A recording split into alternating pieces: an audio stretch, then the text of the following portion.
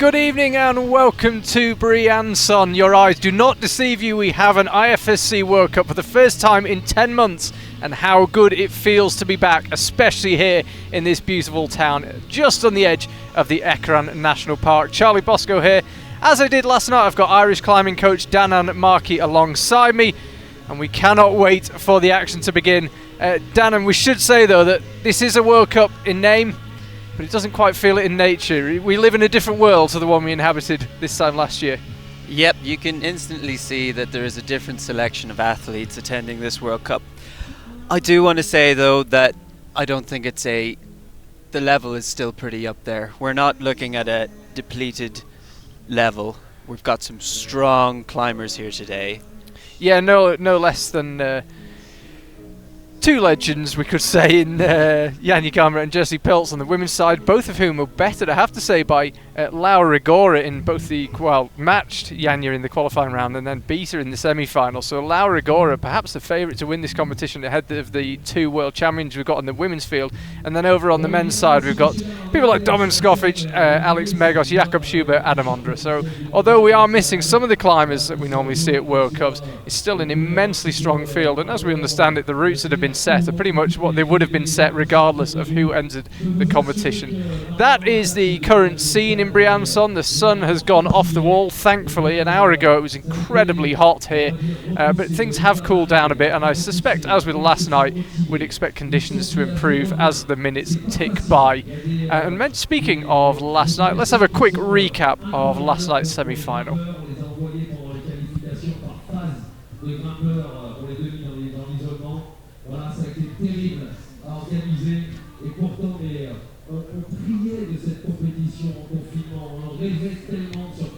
After a 10-month hiatus, for obvious reasons, we finally had an IFSC World Cup, and it took place in the beautiful French mountain town of Briançon.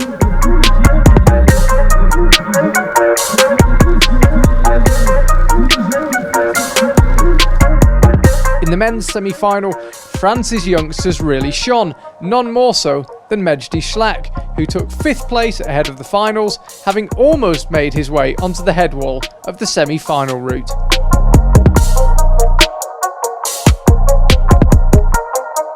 Slovenia's Domin Skofic is a previous Briançon winner, and he looked very much a contender in this year's semi-finals, making his way onto the head wall and falling with less than 10 moves left on the route.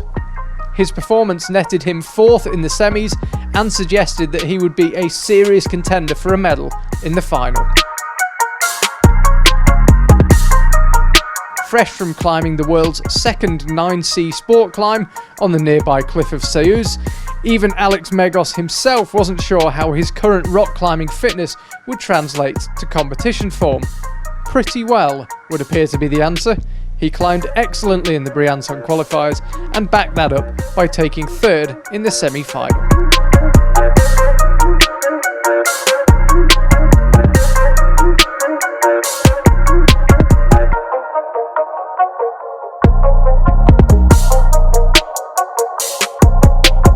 Jakob Schubert never appears to be off form.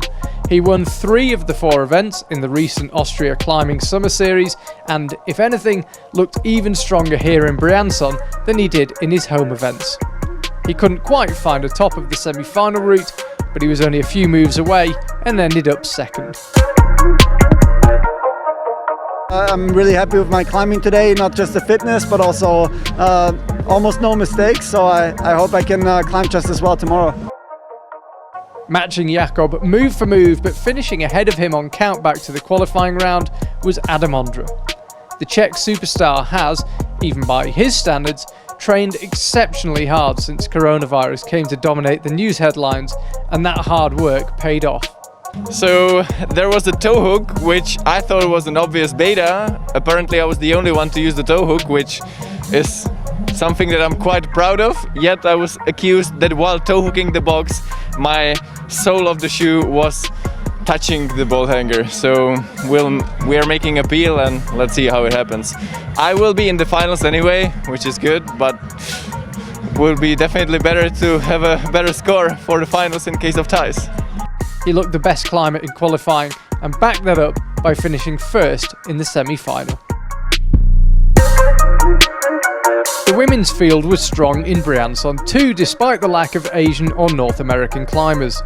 Team Slovenia had a particularly good day in the French Alps, with 4 women qualifying for the final, including Tjaša Kalan, who took 5th place, falling on the 26 plus move, which stopped no less than 7 women.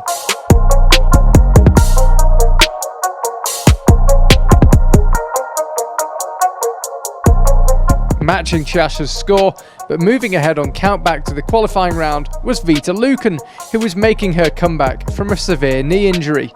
That layoff and the intense training which followed seemed to have done her no harm, and many neutrals were delighted to see her finish the semi-final in 4th after such an injury-ravaged last 12 months. Just ahead of Vita was her compatriot Jakob Schubert, who is accustomed to winning every round she competes in, but had to settle for 3rd in the Briançon semi-final. It felt so good to be back, like to be in that competition mode, to have the public behind you, and it was weird because you're kind of not used to it anymore, but it was so cool to have the support from the crowd. I read the route wrong, I would say, but otherwise it was such a cool route, and I think the difficulty should be like that all the time.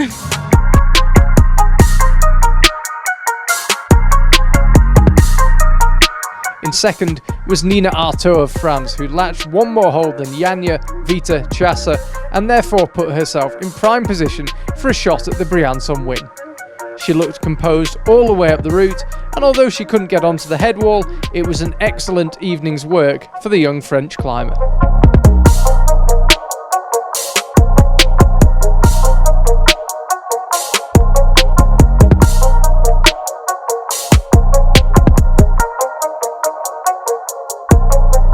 The 2019 Boulder and Lead Youth World Champion Laura Rigora looked immense in the qualifying round and pushed even further come semi-final time, getting 6 moves further than anyone else to claim a dominant 1st place. Laura has never won a World Cup and will never have a better shot at claiming that maiden win than the Briançon final.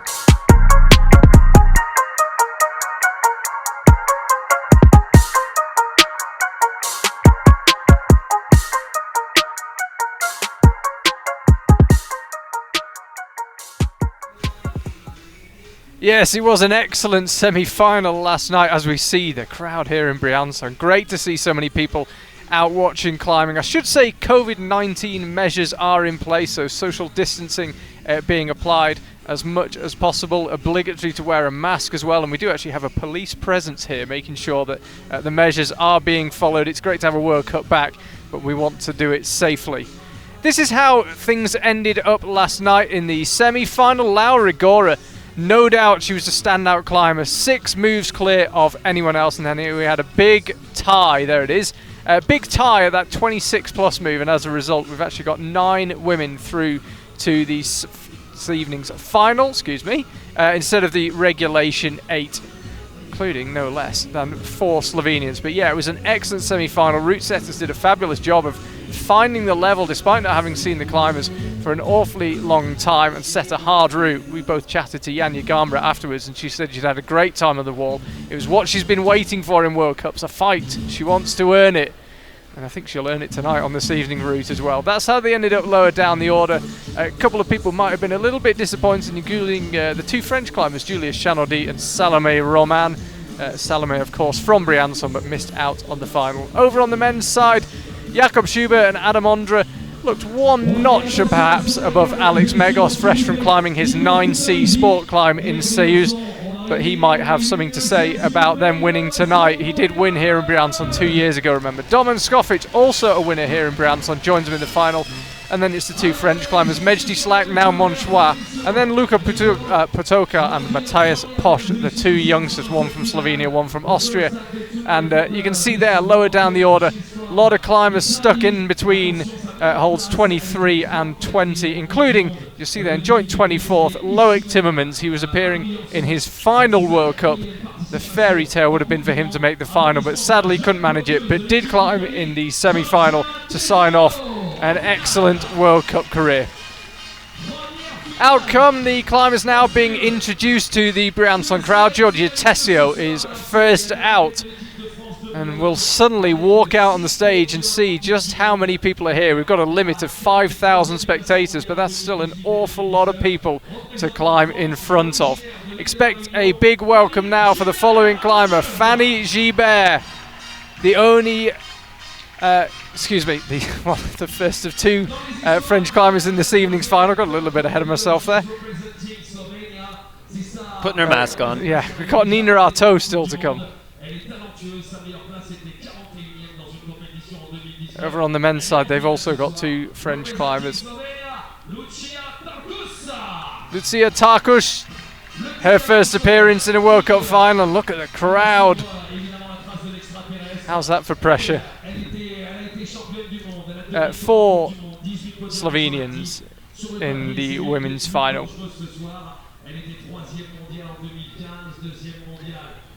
And now we await the first of 2 lead world champions who are climbing tonight. Jessie Peltz, 2018 lead World Cup world champion. 2 times a World Cup winner. Can she make it 3 here in Briançon? Some of her regular rivals are missing, but not many.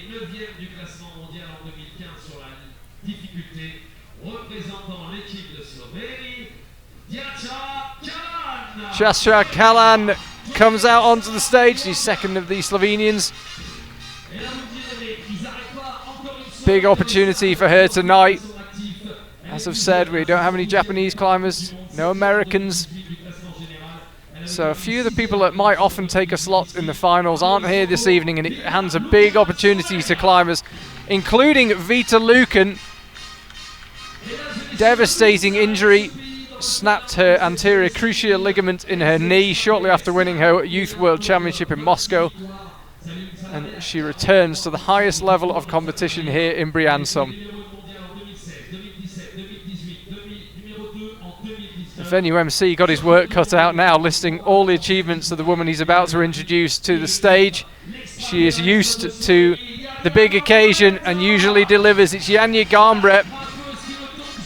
We talk about climbers such as Jessie being a legend for winning a world championship. Janja won 3 in a week last August.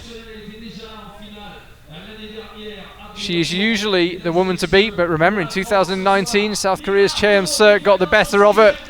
Can someone manage that this evening? Nina Artaud next onto the stage. You can see the climbers obviously wearing masks as per the protocols, and they'll have to keep them on throughout the 6-minute observation period.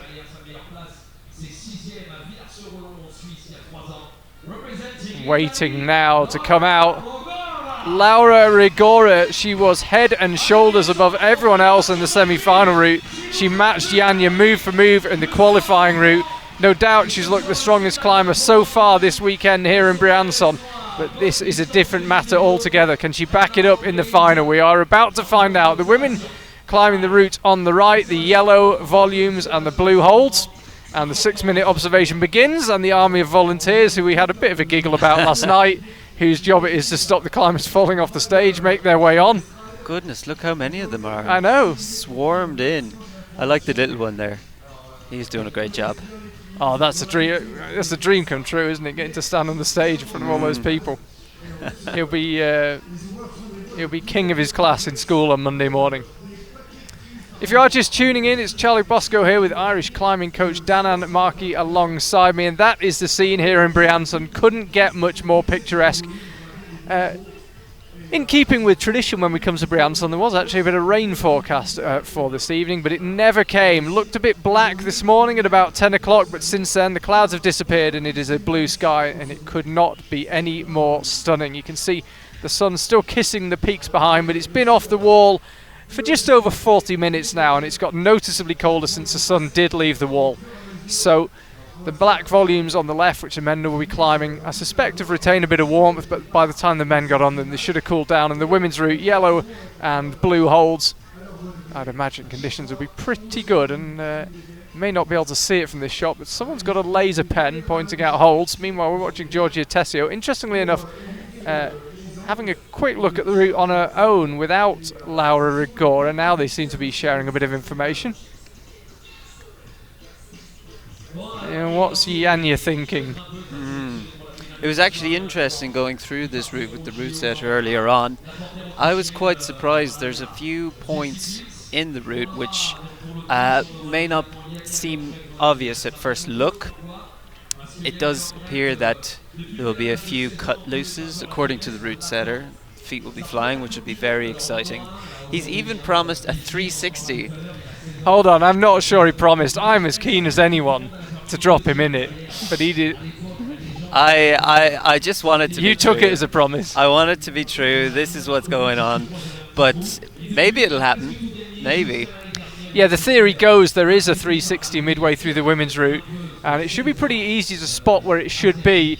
It's, I believe, the only green hold on the entire route is where the 360 should take place. We're going to have a look at the lower section. When we were reading this earlier and talking to Remy Sama, who's one of our route setters, we don't think there's too much complication down in this lower section. No, it should be relatively straightforward. The route setters were actually very intentional in designing this route. If you see that green hold there, that's actually where the 360 might end, so keep an eye out there. But yesterday we had a lot of climbers falling off a bit lower down on the route, and the route setters really want to see these finalists fighting right at the end. I'm very excited to see what happens. It should be possible to get quite far in this route, but it should be a big fight. And there's a little surprise right at the very end. The camera's coming up to it now. I'm not sure if we'll see it quite yet, but there is a section where I looked at it for the longest time, couldn't figure it out. Here we are, this mass of blue holds by the draw. Now, the beta for this is quite interesting. You do reach through to that big first mass with the left hand, and then possibly swing the feet around and cross under into an undercut to reach up. Something that's very, very exciting. I can't wait to see if anyone figures it out and if they can push through and if they have the energy to do it at that late stage. I was going to say, surely when you absolutely box, the last thing you're thinking about is, I really fancy getting an undercling. But if that is the easiest way to do it, and someone has the presence of mind and the physical fitness to pull it off, it would be great to see. Yep, I'm wondering if they'll have the presence of mind. The biggest thing about lead climbing is when you're so tired, you just can't think straight anymore. You see a hold and you just want to grab it. You forget where your feet are, you just start pulling, and even the best, you see them just starting to pull right at the end. So it'll be exciting to see if anyone manages to figure this part out. Again, Giorgia Tessio just doing her own thing down at the front of the stage. Her and Laura not chatting too much. Most of the climbers actually are down on the lower level as Chasha comes for another look. 6 minutes, of course, for observation, and then remember the climbers will have a 40 seconds of individual observation time when they first come out. And often it can be little moments like that where you see the difference between people who are experienced and not at this level. 40 seconds when you've got 5,000 people looking at the back of your head can feel like an awfully long time. Oh goodness, yeah. And people who've been there before might just be able to use that time a little more wisely. That's the scene here in Briançon, as you say. As you can see, big crowd, 5,000 maximum. Pretty hard to have complete social distancing, but as I say, masks compulsory throughout. And the police have been pretty strict about it, I have to say, as they should be. We don't know if we're going to have another World Cup this season, or where and when, if we did. So we've just got to enjoy this one and make sure it goes off without a hitch and show how it can be done. I think speaking to the athletes yesterday, some of them are so grateful to have this opportunity on so many different levels. Many of them really use these competitions to find their motivation for training, especially during lockdown when you didn't know when the next competition was going to be. It was quite demoralizing for a lot of the high level athletes, and you need a focus point, you need something to motivate you to put in the work every single day. So I think a lot of the climbers today are very grateful for this competition. Yeah, I mean, we spoke to Adam Ondra last night after all was said and done, and he said he'd never felt more motivated for a competition in his life. I mean, and interestingly enough, he then, and speaking of Adam Ondra, you can see he'll be the last climber out in the final. And speaking of motivating, he then went to train in Innsbruck, and Jakob Schubert was so impressed by how strong Adam was that it got him psyched to train for the competition as well. So Adam's psyche is strong enough that he can share it out with Jakob Schubert. But yeah, a lot of climbers just absolutely delighted to be back on the wall, and yes, we'd love to have some of our friends from North America and Asia. But when you've got a lineup like that to watch, you mustn't grumble too much. Men, of course, will be out after the conclusion of the women's final, and that's how the women will line up. It is 9 women into the final, not the regulation, 8 thanks to a tie around that 26-plus move in the semi-final yesterday. And it was a superb semi-final, both routes hard, spitting people off relatively low down. We didn't see a top on either side. But no doubt that woman who'll be out last, Laura Rigora, was the standout climber yesterday. And on current form, and from what we've seen in the past couple of days in Briançon, she is the woman to beat. Laura really did an amazing job yesterday, getting through those powerful moves and then still having the energy to push on into the upper section. No one else could even do the powerful moves, never mind the push at the end. Something really quite amazing to see. And speaking of the moves, got a quick interview with our chief route setter here in Briançon, who so far has done an excellent job. Both routes for men and women are pretty endurance routes, and yeah, actually there is not many places where you can stop to rest, so you have to keep on going. Yeah, it starts it starts from the beginning of the big overhang, because the first part is quite easy for them, and then the upper part will select the best climbers.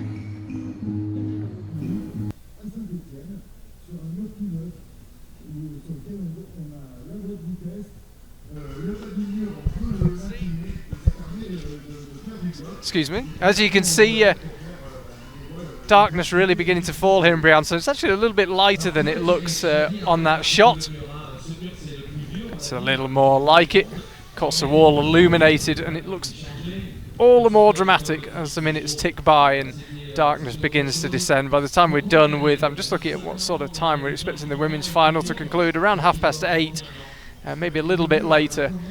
It'll be pretty close to full darkness, and by the time the first of the men's finalists comes out, it will be very, very dark indeed. Big difference, actually, I've noticed, from when we normally come to Briançon in the 3rd week of July, about 5 weeks earlier in the year.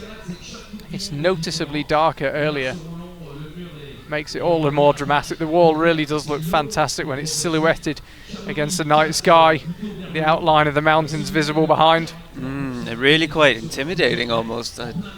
Not sure if I'd want to be one of the athletes. Oh God, I'd give my right arm to be one of the athletes. Probably wouldn't get far up the route having given it up, but oh, you never know, maybe you just pulled something out. Giorgia Tessio just being made to wait again for someone like her appearing in her first final. It's difficult to suddenly be told to wait. You can hear the crowd, you can hear the music getting louder, and you have to just stand there and block all that out. First climber onto the wall. Can't help but be a little bit nervous, but must be incredibly excited as well. Here she comes. Barely acknowledges the crowd, the briefest of nods, but wants to get on with her observation. In fact, she's got no interest in any further observation. She wants to get on with the climb. Just get it out of the way, get it done with. She has a job to do, and she looks like she knows how to do it, so let's see her have a go. 48 moves on this women's route. If you haven't watched lead climbing before, of course it is just a competition, quite simply, of who can get the highest on the route, who can get to the highest handhold. And you can see as Giorgia Tessio climbs, her progress being shown on the bar there. Remember, these are not official scores, they are judged scores, and they are open to appeal. Last night, you might remember if you watched our semi-final, when we went off air, we didn't actually have all the confirmed scores because there were so many appeals. Adam Ondra was initially marked down, albeit his score would have been good enough to get him into the final, but he appealed against his score being marked down, and it was corrected. Georgia now onto these quite distinctive blue volumes. She's looking steady, but okay. Not as nervous as we might have expected, but very excited for her to show her best on this wall. Into the first jug now. It's blocked out. Let's see how she manages to get through this section. Is the promised 360 going to occur? You're just finding an excuse for the route setters to buy you a beer afterwards. This is how I work. I don't remember promising. You promised. So definitely it's happened. your round, yeah. Definitely happened. Here she goes. Just can't quite decide how to go about it. Is it the match going to happen? Doesn't look like the most comfortable match. Looked like as soon as she did match it, she wanted to get away from it with the left hand. Now she has to match again, which is really nasty. Both of those holes are facing the opposite direction that she wants them to. Well, she's got through it without doing the 360, but both of the matches look really, really hard. And I imagine some of the climbers will go for that 360 if it makes life a little bit easier. It makes life easier, but you have to be exceptionally confident to just rest on a locked off arm. And a lot of the time you can't actually see the hole that you're going to so well. Now let's see this first dynamic section. Still gearing up, not quite sure what she wants to do yet. Feet got loose. She actually turned to face our commentary box as she did that move, and she looked a little more comfortable than I thought she might. Obviously not too bad a hold right there. Yeah, she's having a rest now. Oh, find the balance. Shakes out now, will begin to head out right, and then she's got a long journey up the edge of that triangular yellow volume. Pretty terrible little crimps right here actually, especially when you're on this angle of the wall overhanging by 45 degrees, and Giorgia Tessio also had the problem of how to get that next quick draw clipped. Sadly she was not able to hang on long enough to clip it, but a good start from Giorgia Tessio. Looking back up, wondering what might have been. Unfortunately, I think you were exactly right there about the quick draw. She already headed quite far out on that left hand on a crimp that's not so good. The next move, it's lined up to jump to that right hand blue. And when you're ready for a jump, it's very hard to think about how you're going to clip a draw in that moment as well. So maybe she could have found a way to clip it lower down. Maybe she could have made the jump and then clipped the draw, but it looked like almost in between either thought, which you'd never want to hesitate in a lead climb. It can have some dire consequences. Fanny G Bear will be the next climber out. First of the 4 French climbers we're going to see in action tonight. Expect her to get a good reception. Very popular climber. And we get the moving graphics back. They're always a bit of fun. That was great.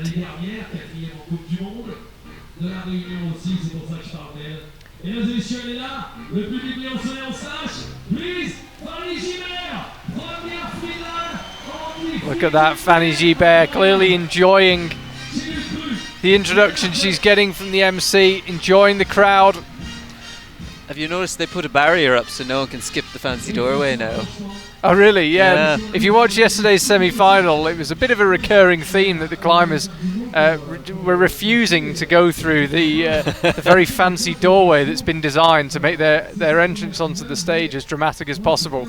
It was getting ignored by most climbers. So yeah, it's a good spot. The organisers have basically blocked off any other way of getting onto the stage. Fanny G Bear underway.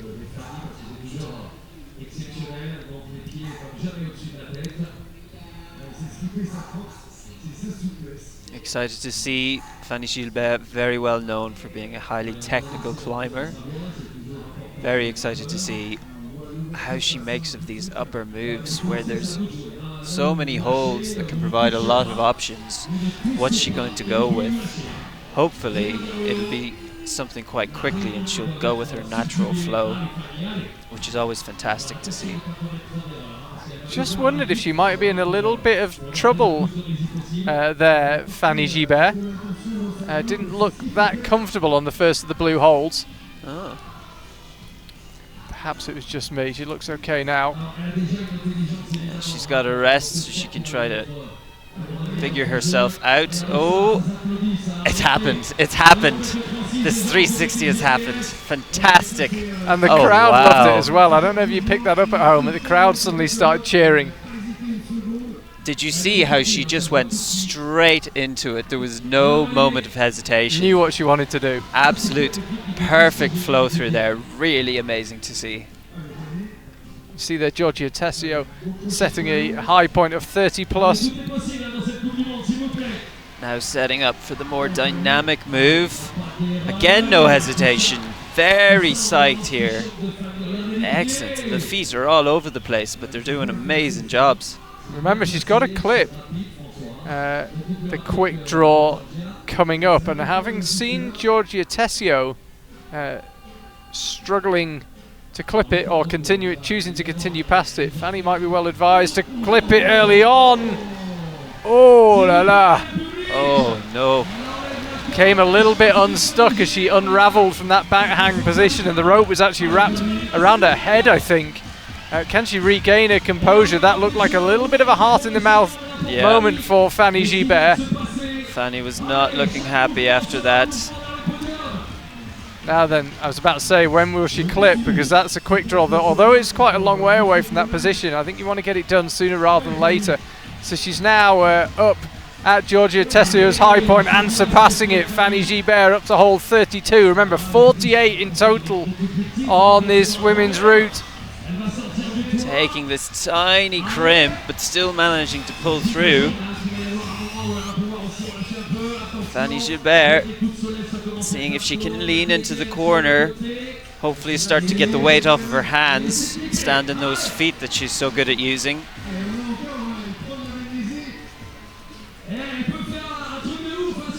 Gets herself stood up now, Fanny G Bear. That hold doesn't look too bad, but clearly not good enough for a meaningful rest, because Fanny chooses to come on. Left arm definitely getting pumped there. Such intensity as she pulls through here. Oh, the left arm. Crowd are going absolutely crazy here in Briançon, and Fanny G Bear gave that route absolutely everything she had. Had a good look at the head wall. Somewhere around hole 40. That was a really strong performance from her. Did well to calm down after that slightly spicy moment. She forgot which way was up, but she managed to correct herself, which is not actually a very easy thing to do. And you saw she already knew towards the top that she wasn't going to recover. You see her climbing past this draw, trying to just get any hold that she can, knowing that it's too late to clip the draw and make it to the top.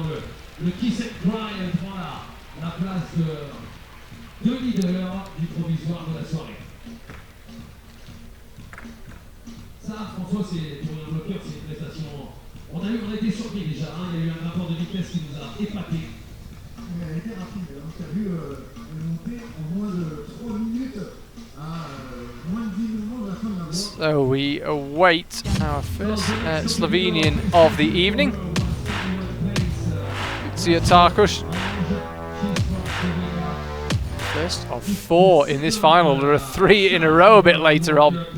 First World Cup final for her.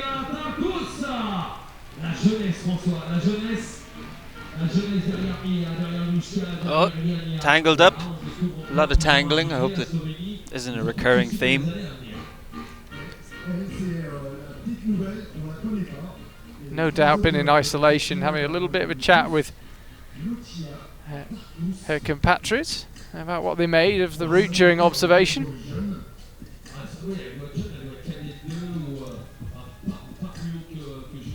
Could probably have found a slightly more comfortable position to make that clip. Those little mistakes, maybe not mistakes, but inefficiencies can add up throughout the route. So hopefully she gets her flow back. The flow that was so perfectly displayed by Fanny, maybe too perfectly displayed.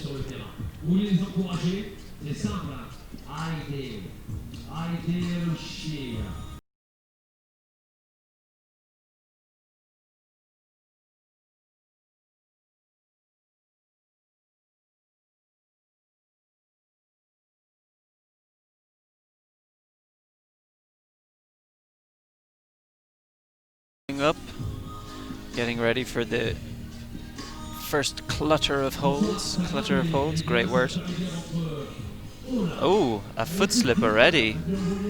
Possibly not the most ideal. Hopefully she can really stabilize herself. An athlete with an exceptional amount of endurance. A nice little heel toe cam there. Heel toe cams are the best.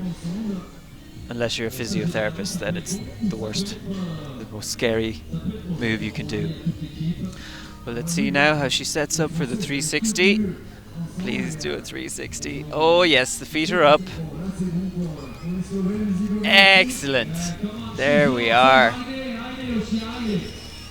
Looking very comfortable in that right arm. Casually moving through here. Resting on this left hand, which is actually, you can see an exceptionally bad hold, and then there's a little screw on added onto that hold, and I doubt the screw on is much better, but she still uses it to clip.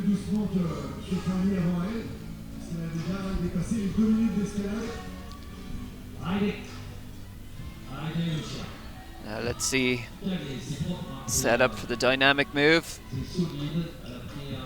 Just needs to figure out which side of the rope to put her foot. Oh, it's such an awkward move. Oh, that was amazing. You saw that left hand push, something that very few climbers would expect to do, but shows a really natural awareness of your body position and what's going on with your center of gravity. Really, she gets psyched. She doesn't look convinced by this move at all. I think trying to figure out exactly how to do it.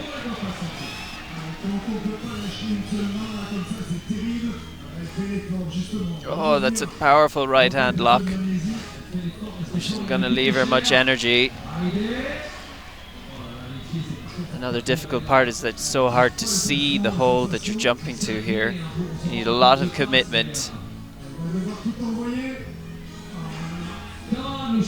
So powerful. Yeah, she just cannot figure out how to get set for the move, and that is not the way she wants her first final to finish. Just stalled out, never really committed to a method, and she will be disappointed with that. Yeah, she looked a little bit shaky almost right from the start, but if it is one of your first finals, then these sort of things can almost be expected. It's very difficult to feel comfortable and just get into it and do the moves as you would do as if you were a meter off the ground. So disappointment for her, but tick the box, got in a World Cup final. Not bad. Good experience if nothing else, but as I say, not the way she would perhaps have wanted it to end. Jessie Peltz will be next out. Certainly not her first time at this level. Trust me, it is Jessie Peltz coming out now. Here she is. There we are, we got her face. We got her the second time.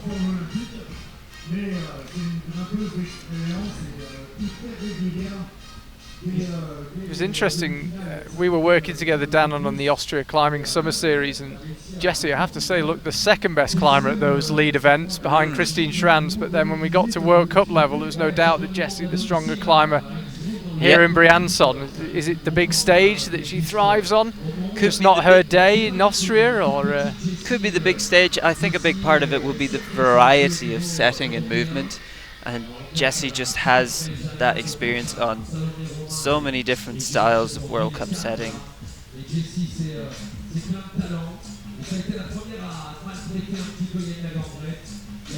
Already looking very comfortable through these moves.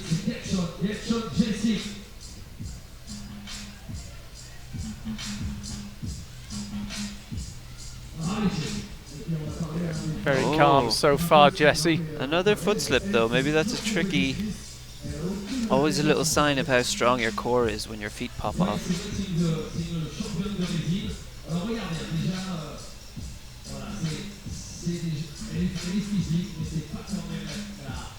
Doesn't need that heel toe cam though. Looking very comfortable just on the toe. How will she deal with this potential 360? Certainly looks easier as a 360, but it's easy to say it from here. It's another thing to risk your final on pulling it off. Well, she's definitely having a think about it. I believe she knows that the next hole she's going to is a jug as well. Oh, but she's going for it now. The feet are up. Finds it. That heel hook all the way above her head on such a small hold. And see now as she creeps through the next section. Jessie climbing reasonably quickly. Already at hole 23, so one move away, there it is, from being halfway, and only 2 minutes elapsed. That was the move. Oh, that stopped Lucia. That was impressive. She did that without a good left foot. She must have been really confident there. I think that probably could have been a little bit easier, but when it's within your range, then maybe you just go for it. Better not to think about it too much.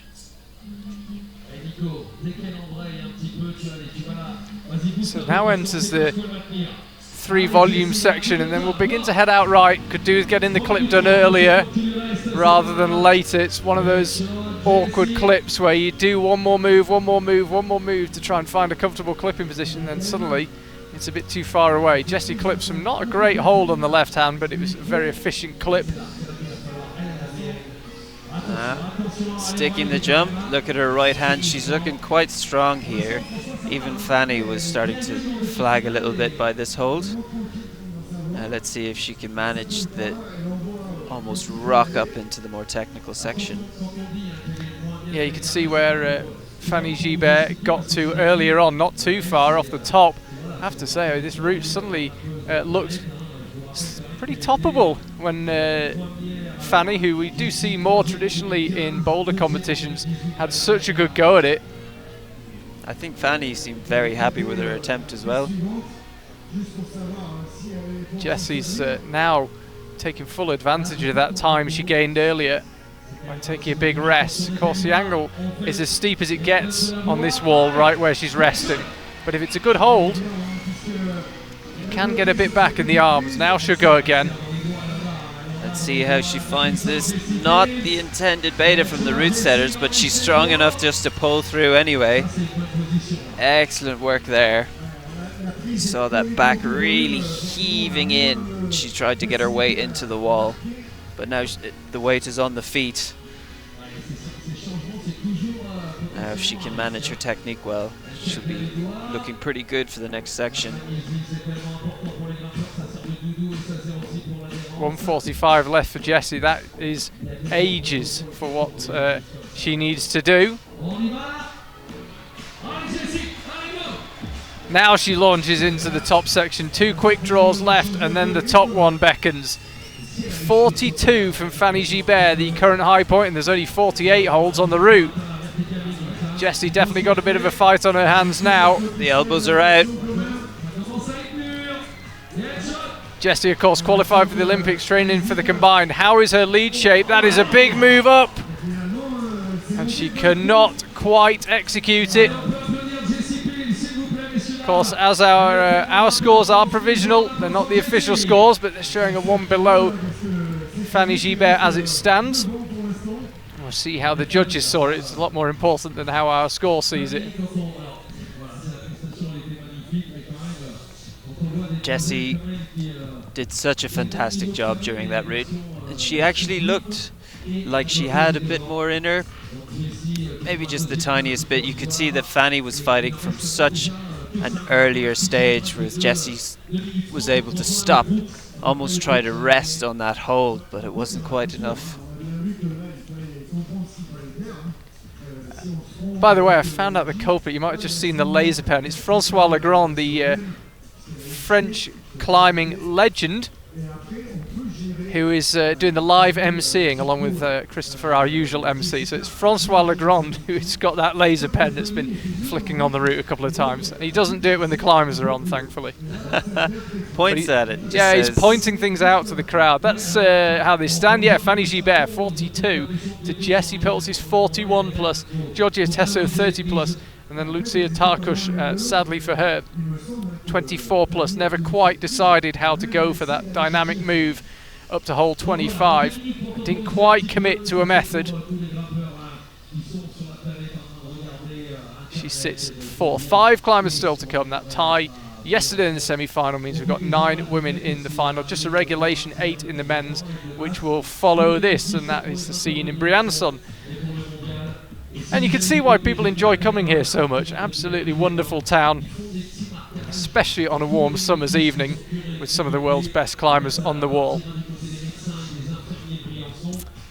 Bit of a breeze even starting to pick up now, which will really help out, especially on that upper section. You see those holes are so thin, it's going to be very, very friction dependent.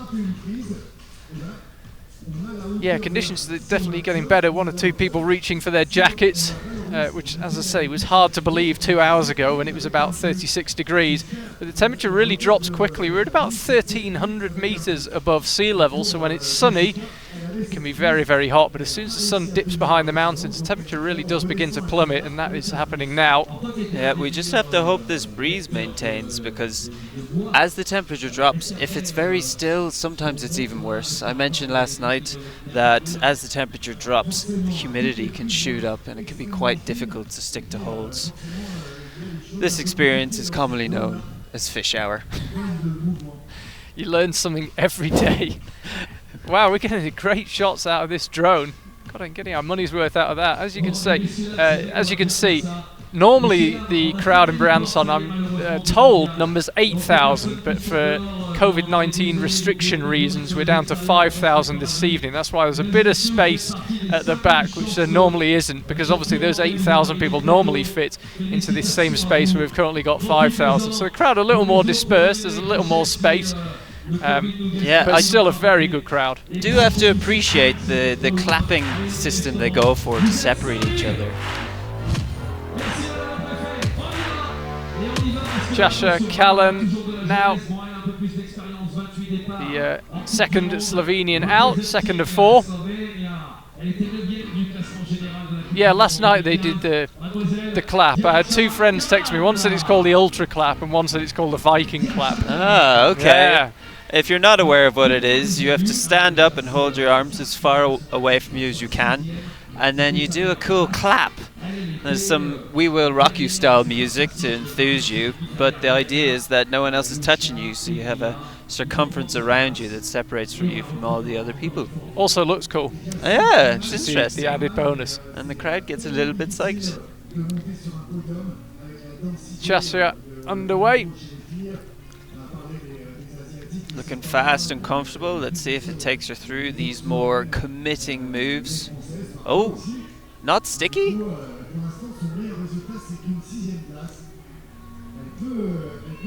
Just looks ever so slightly hesitant about these first couple of moves. She pulled on that hold and thought about it a few times. Maybe it is fish hour.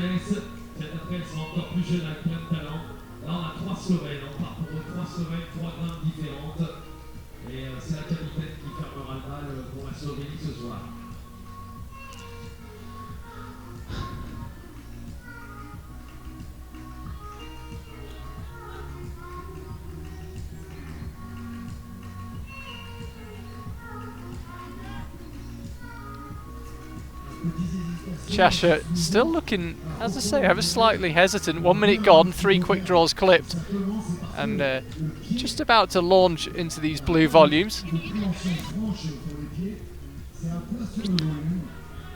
Relatively slow through this section, but hopefully she's going to find some pace soon. Maybe into another section that might be a little bit more her style.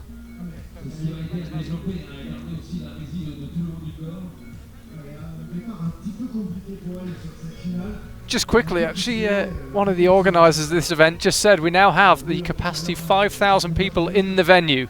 So if you're in the Briançon region, I'm afraid there is no more room at the inn. And you will have to continue watching the live stream. So unfortunately, if you wanted to come down for the men's final, there's no more space. We have 5,000. The doors are shut. And what a view they've got. Fabulous wall. And 9 of the world's best female climbers battling it out. We've waited a long time for this. It's good to be back. Still a bit slow and unsteady. Lots of time now. Maybe she will find her pace. Let's see what she makes of this section. If you are a bit unsure about things, it's very hard to decide to throw your feet above your head, but she's going for it anyway. Bit unbalanced in the other foot, finds the jug though. So that'll do for now. Get her through. Yeah, and went for the 360. It's not a kind of traditional 360 where the climbers are hanging with their feet below them and kind of facing the crowd. It's a bit of a strange one with your feet up high like that.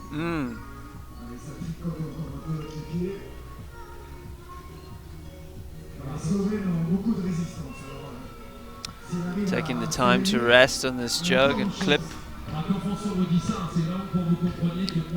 That draw's having a good wiggle though. It's going to be quite hard to catch it at an arm's length. Actually going for the clip from quite low down and gets her timing pretty good actually. Caught it on the swing, but you can see the difference in speed. Jessie was here with about 2 minutes left. Cheshire, excuse me, here with 2.5 minutes to go.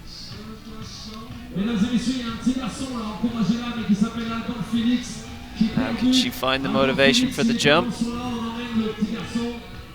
Her compatriot earlier on, Lucita, got all tied up in all sorts of ways getting set for that move. Cheshire goes straight through it. Yeah, a very powerful method there to hang on that left hand. Once you release the right hand, you have to pinch so much harder on the left hand to hold your body weight. I do believe it is a bit easier to just jump straight through to the hold, but she's got through now. And now it's time for the endurance section of the route.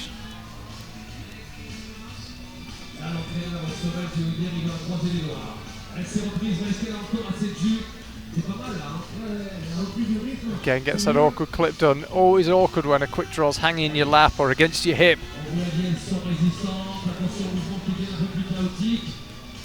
Really picking up the pace now. With 1 minute and 30 left, she's definitely got time for more progress, but what she hasn't got time for is a meaningful rest on this next section where you can get stood up in that corner above her. She'll have to just keep pushing on with 1:20 left. Just having a look actually at the clock, seeing where she's at time-wise. She knows now that there's still a decent part of the route left, and she's going to have to go with a bit of pace.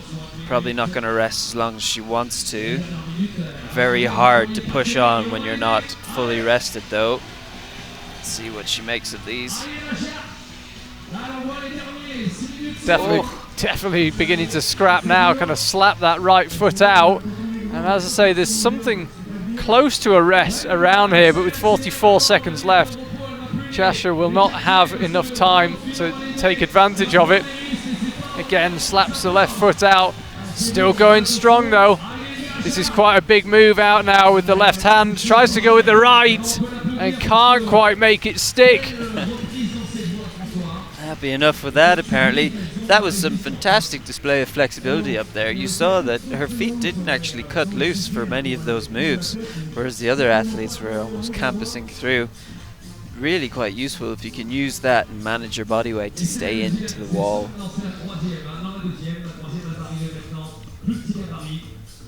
just struggling to get herself untied. There we go.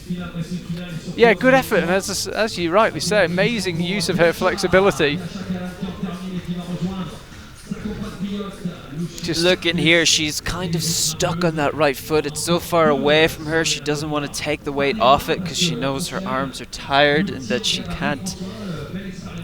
probably can't take the weight off the feet and pull with the arms. So that it was that right foot really.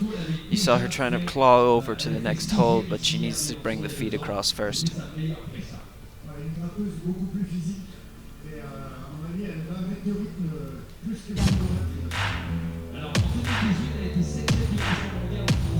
Here is Vita Lukin. Feel-good story of the evening. So good to have Vita back. As I say, picked up that Youth World Championship win in Moscow in 2018. Almost 2 years ago to the day, if memory serves me right.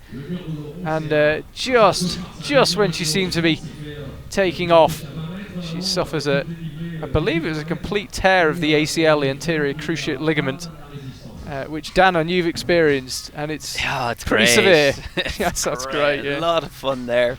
Interestingly, though, she did not have to harvest one of the muscles around her leg to repair the ligament. She was able to just sew together the two ends of the ligament and keep the muscles in her leg, which is usually pretty nice. You have to be very lucky for that, though. You need a completely clean tear to be able to sew it back together. It's a funny version of lucky, but I know what you mean. Funny version of lucky. But now she doesn't have to worry about building up a new hamstring or quadricep from nothing. She has all those muscles, and that can help stabilize her leg and keep her strong. She looked pretty close to as strong as I've ever seen her, Vita Lukin. Been climbing really well so far in the south of France. I have high hopes for a big performance here. So far, she's looking very comfortable on this route, which has been the theme for climbers who get higher up. If you're looking more comfortable, you go through these moves without worrying or thinking about them too much, and you get further. Got a decision to make here about the 360. I think she's going to go for it. Yeah, she knows what she's doing. It looks like Team Slovenia probably had a good talk about this beta beforehand. No one's hesitating here. It's unfortunate that the Italian team were not in that conversation. Well, we haven't seen Laura Rigori yet, but I agree, yeah, Giorgia Tessio, when she came out, really, those matches looked really difficult. I'm sure Laura will figure it out, though.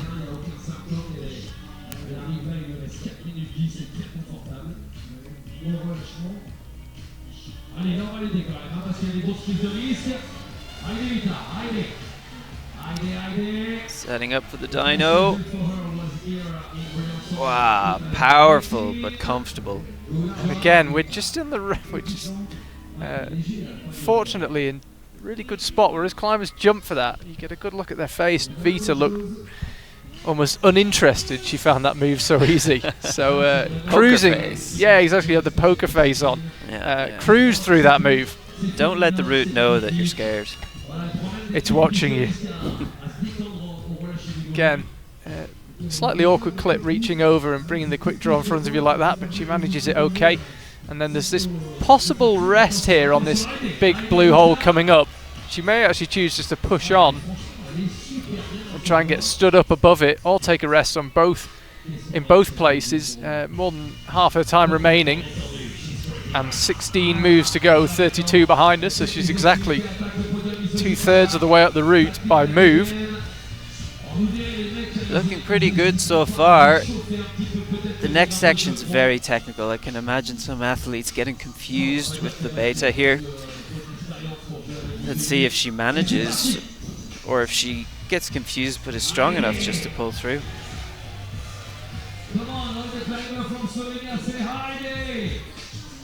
Not done yet. Not done yet. A little bit more rest.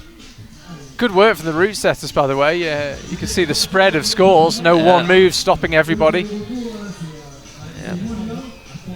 Now she's thinking about this. The beta that we have been given is to go right hand and right hand again with this right foot. It's coming to her. finding that hold. Now you come up left and pinch the volume to reach out into the corner. Being smart through here. It's obviously not that good a hold with the right hand, because that looks such a comfortable position to rest in, but no one's really done much more than pause to chalk up. No, they want to get out of here. Now this looks a better position. The problem is you can't really drop that right knee because the volume is in the way. So you can't get quite as comfy as you'd like. She has to drop down in this right hand hold. Oh, just went up with the left. And suddenly found herself in a bit of trouble. It looks like one of those moves, that big move up left, where if you can do it slowly, it might be a little bit easier. Exactly. Just feel around for where you want your hand to go rather than really committing to a spot early on. Exactly. At that stage, your hands are so tired, you don't want to weight them. And when you're on those feet, you want to just stay. But in that position, she needed to put the right hand and drop down to weight it, to slowly come up to the next crimp. Fortunately, at that height, you don't want to slowly. She throws up and tries to latch it, but even at this angle where she's gastoning it, it's so hard to latch.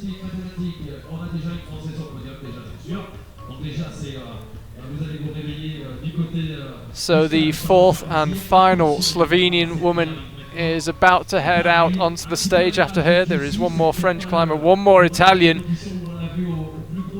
And it is the familiar figure of Janja Garmbrecht. I'm just looking down the ramp, waiting for Janja to come up. Let's have a look at her moving graphics. She's mouthing, she's sort of saying to the cameraman through gritted teeth, how much longer, how much longer? But she's at the fancy door now. All's good.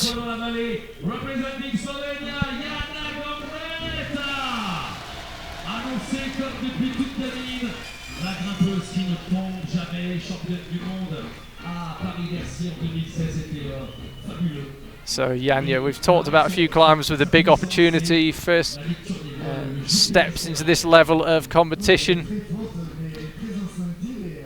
Janja more than used to operating at this level.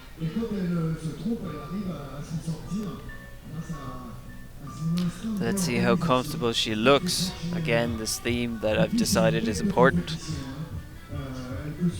Probably isn't, but I like to just decide things every once in a while.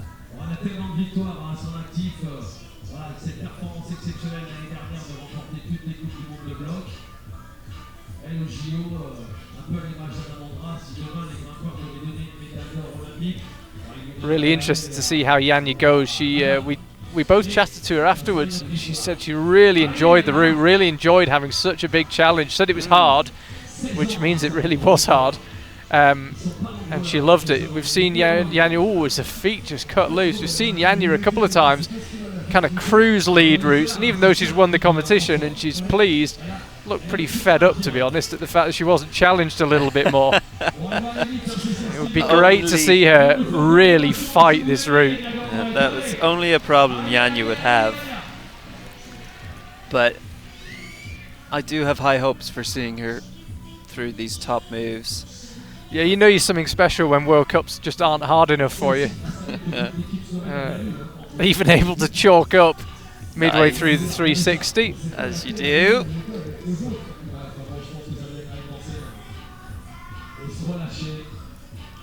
"15 lead World Cups wins for Janja to go with the 11 in bouldering.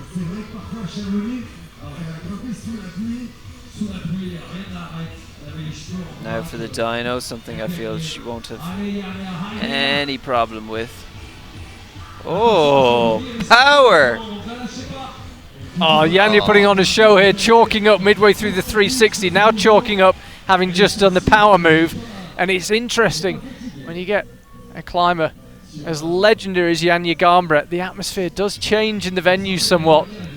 Even people that have got work to do managing the event, suddenly work just gets put to one side for a second and all eyes turn upwards to watch Janja on the wall. And it's definitely a shift in atmosphere when she comes out. Really a show to see.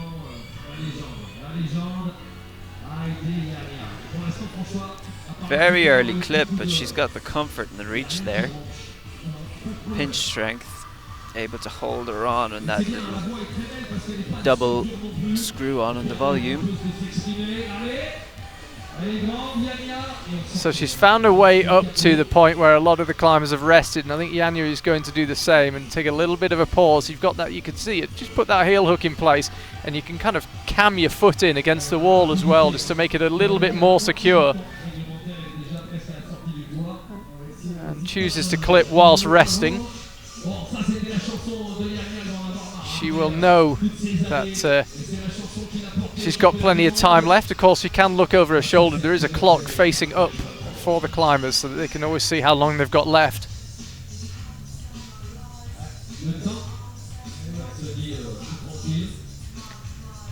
And you take a pretty big pause. 33 you can see from Janja, and only 48 holds on the route.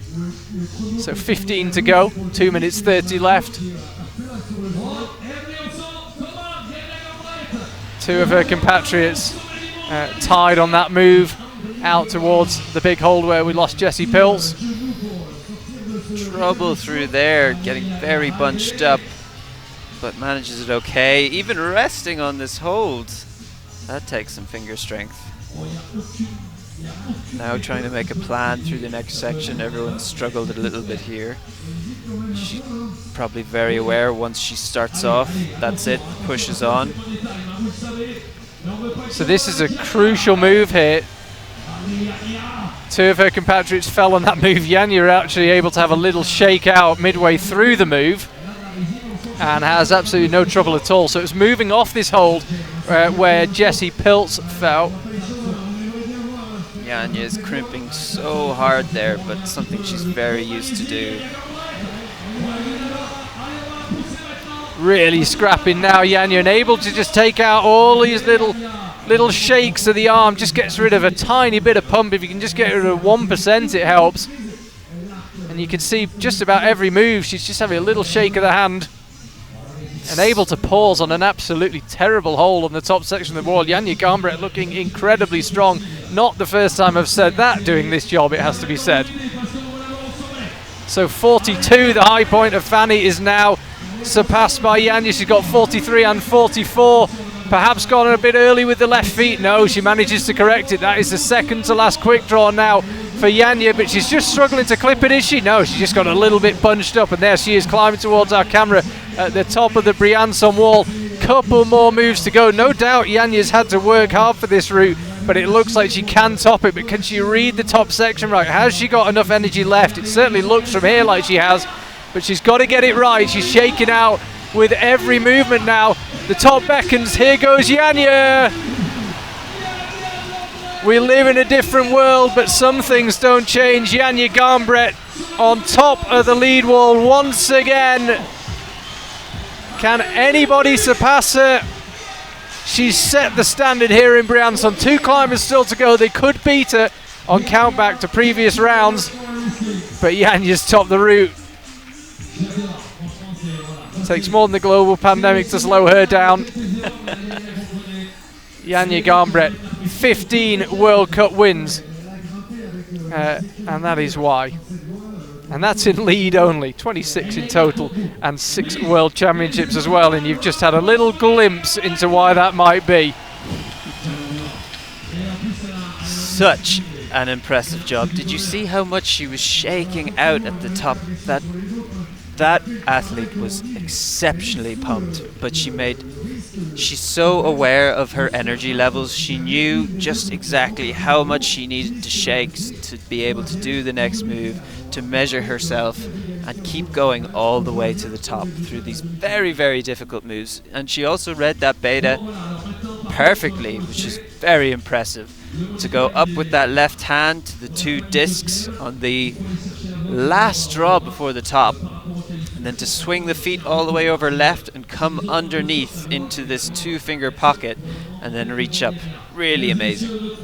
So Janja really put the pressure on the remaining 2 climbers. It's Nina Artaud will be out first, and then Laura Rigora. But if they want to win the competition, they have to top the route.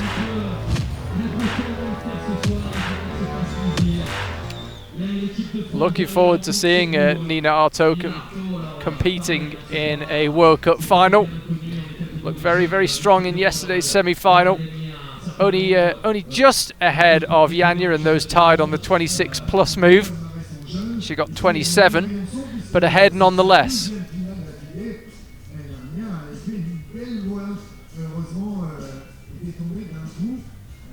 And suddenly, after the drama of Janja battling through the head wall, we all have to calm down ever so slightly. Let Nina Artaud do her thing through the lower section, where it's all about efficiency. It's all about not wasting any energy that you might want higher up. Looking so smooth through this section though. Does bode well. Again, another foot slip. Must be hard to stick to that.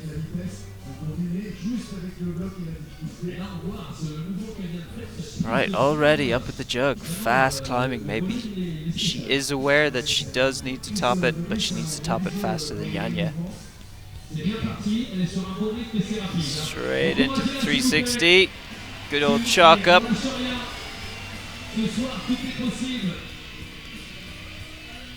Excellent.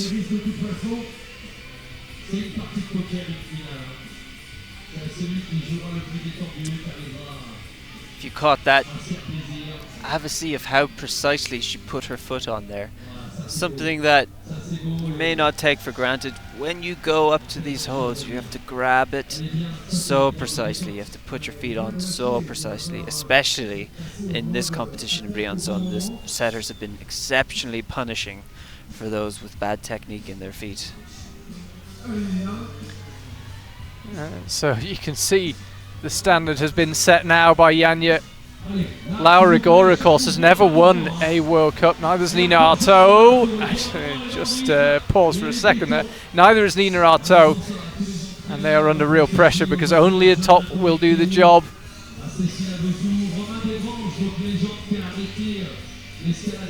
Unusual spot to rest, actually. Quite an unusual rest position. Kind of pushing with the feet like that.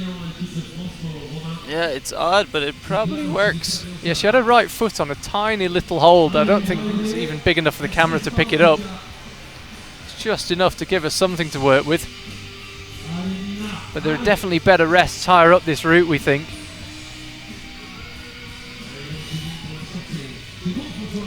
Looking very motivated here. The determination is palpable.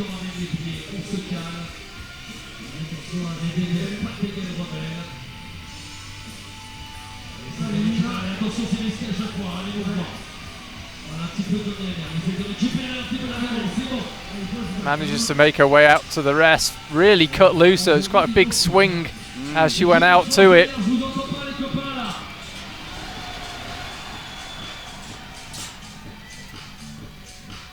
So gets a clip done. Plenty of time for Nina Artaud.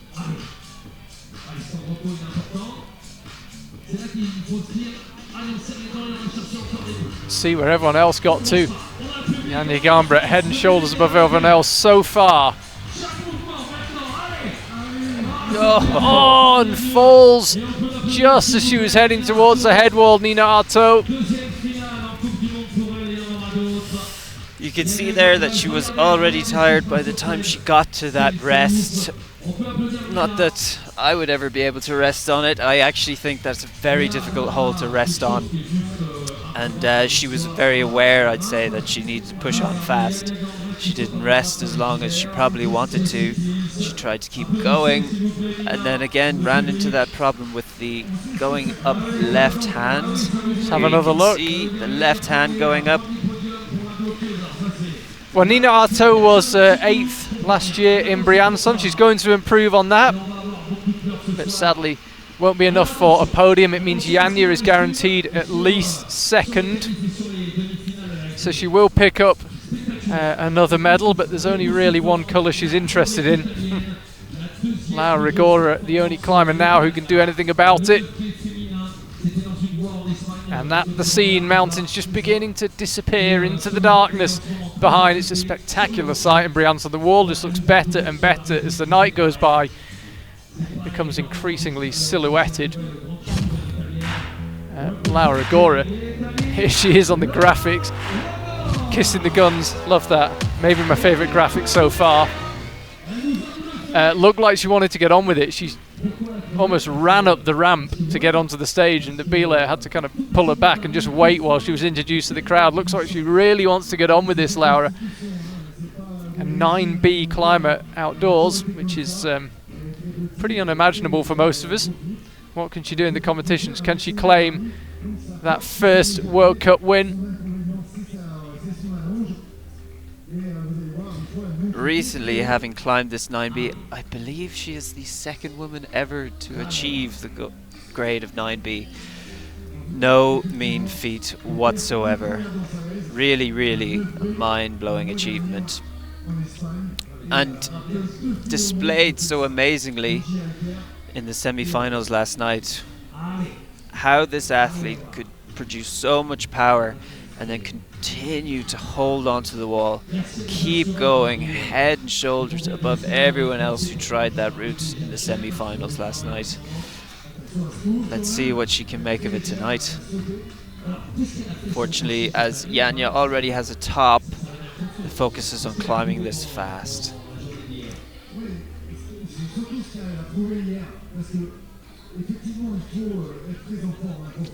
Again, another query is if she saw the 360 beta. Oh, no doubt. Instantly through there. Clipping upside down even. Very fancy.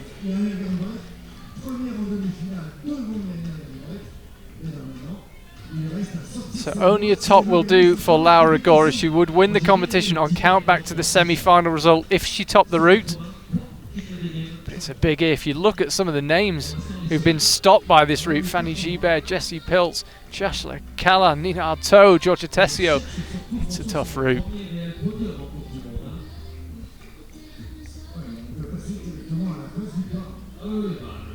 By the way, if you wonder where Vita Lucan is, she's actually hit the same 39 plus as Joshua Callan. So her name not visible on the graphic. So Laura got this big move up now, needs to go confidently. Just wasn't quite sure what to do with the feet. We've seen a couple of climbers there have that problem where they can't quite get set on their feet. Oh, and there was a second there where it looked a little bit in the balance for Laura Agora. Right foot fired out behind her and just seemed to generate a bit more momentum than she wanted. A lot of the athletes not so comfortable with doing the more dynamic throw with the right hand up to that hold, which really does seem like the easiest method to do. When they lean onto this left hand and take all the weight in the pinch, it really does make it quite difficult. Saying that, if there's one athlete who can do this and keep going on, it's Laura Agora. Yeah, her endurance looked absolutely amazing last night. She was getting to the section that was spitting off climbers of the caliber of Janja Garnbret and then just carrying on through. And actually, I was almost surprised when she fell. She looked really, really solid. This is another big move up to the hold that climbers have been resting on. 3 minutes to go, so time unlikely to be an issue for Laura unless she takes a really, really long break. And it's not that good a rest, clearly. It's okay, you can get some chalk on board. Maybe just pause for a second and regather your thoughts before the head wall, but doesn't look that comfortable, and she's actually not pausing much at all. So remember, only a top will do for Laura. Just had her leg around the rope, manages to free it now. Oh, finding the intended beta. This could prove very useful for these next moves. Gets the thumb, gets the weight into the wall. Looking very good for Laura. 11 more moves, 2 clip draws to clip. Once she's through that, the top beckons. Look at that, she's turned around having a look down. Very relaxed here. Able to fit her fingers in there and treat it like it's the best hold in the wall. She's managing this well, Laura Agora, I think. Not made too many mistakes. Catching the leg on the rope a couple of times. But generally seems to have figured the moves out pretty well. Really hard move up and left here though. Oh, you see that right arm starting to come out, but I feel like Laura is going to be able to deal with this and keep going on. Definitely getting a bit pumped here, Laura Agora, understandably. But with a minute and a half left, she'll have plenty of time to top the route if she can keep going, if she can read it right. We saw Janja pausing in the section coming up, just trying to figure out how to move left. Got herself ever so slightly bunched up. Will Laura find a different method? High tension here, 1 minute 10 left for Laura Rigora, hunting down that first ever World Cup win. Janja Garnbret will be looking on anxiously. Remember, if Laura tops the route, it's enough for the win.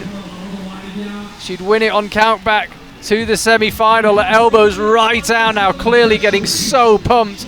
Reaching through, it was a method the route setters said might be tried. Again, the leg gets caught on the rope, but she's calm enough to be able to look behind her. Could that first World Cup win beckon for Laura Rigora? It's been coming for a while. Is today the day? Chooses to clip below the top hold, and that is a World Cup win for Laura Rigora, the first one. This young superstar is now taking on and beating Janja Garnbret. We knew she was an exceptional climber. She'd showed amazing promise, appearing in World Cup finals, winning Youth World Championships, but now she is the real deal. She takes a World Cup win, her first ever, and it comes here in Briançon. And she knew what was required. She knows what this means. So psyched. Overcome with emotion, just briefly. She deserves this win. Yeah, amazing. I was a little bit unsure. She got onto the upper section, her elbows right out, clearly really pumped. And then when she got set on that last yellow volume and looked at the crowd, looked at the time, I thought, oh, actually, she's going to do this. Yeah, a bit of a panic you saw when she got her left hand out to the two discs, and then she tries to match with the right hand, finding the fingers through there. That could have been very troublesome if she's focused on that beta and spent the time trying to find this match. But thankfully she had the ability to reach through and under, to think of a new method, and once she got her fingers in those pockets, she looked so comfortable. She looked like she was relaxed. She turned around, checked the time, thought, okay, I can do this, went for the top. And there it is, she's introduced to the crowd. Fanny G Bear picks up a lead World Cup medal in third place. It's Janja in second and Laura in first. Exceptional performance from her. That amazingly strong climb in the semi-finals paid off. She won it on countback. Let's just have a look as the results pulled up. Remember, the results aren't confirmed, and I think we all saw with our own eyes Laura Rigora finding the top, as did Janja Garnbret, and Fanny G Bear ends up third. Jessie Peltz, ever so slightly short of the podium, ends up with 41 plus. By the way, you might have seen Laura Rigora didn't actually touch the top hole, but that doesn't matter. It's about clipping the top quick draw. That's when you've topped the route, so she didn't actually need to do the final move. Clever from her. It doesn't matter how you get there, as long as you find the top, and she has done. It's her first World Cup win. I think a few people felt it was coming, and she has delivered. Janja looked pretty happy as well, which she doesn't always when she's second, a fierce competitor. I think she knew the route was hard, and she was pleased with the top, but ultimately it's fine margins that decide it. And yeah, Laura in the semi-final means that she wins in the final.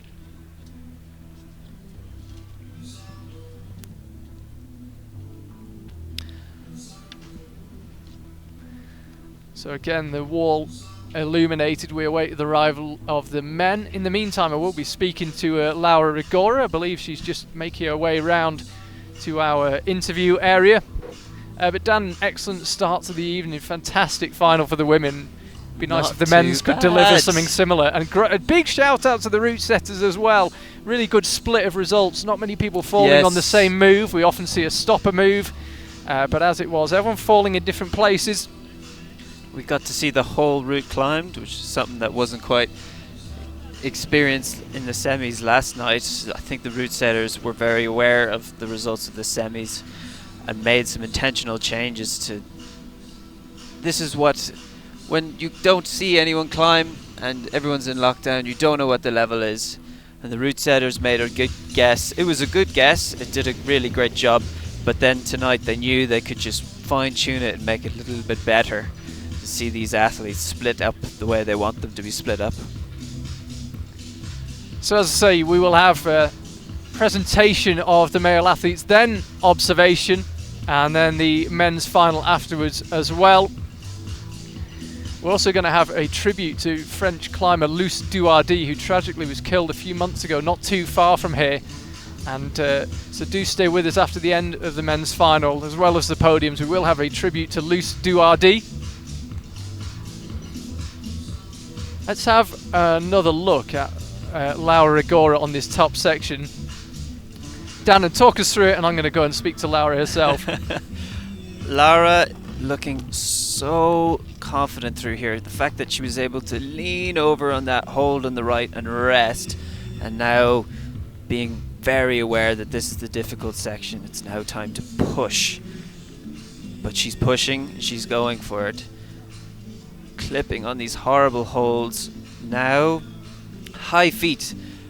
It's so difficult to put high feet up when you're tired, to remember your feet at all. Most league climbers, you're probably very aware yourself that when you're pumped, you just start seeing handholds. Footholds don't exist anymore.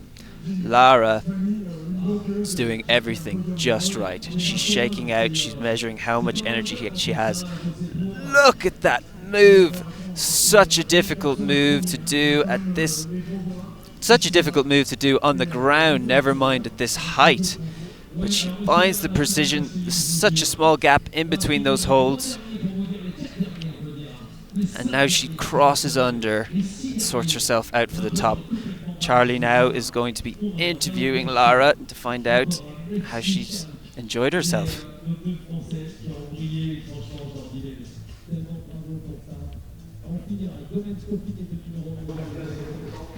Laura, you have just won your first World Cup. What are you feeling right now?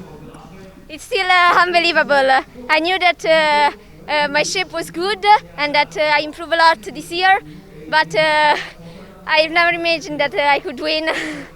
And when Janja topped the route, you must have realised that you had to top to win. Was that a lot of extra pressure?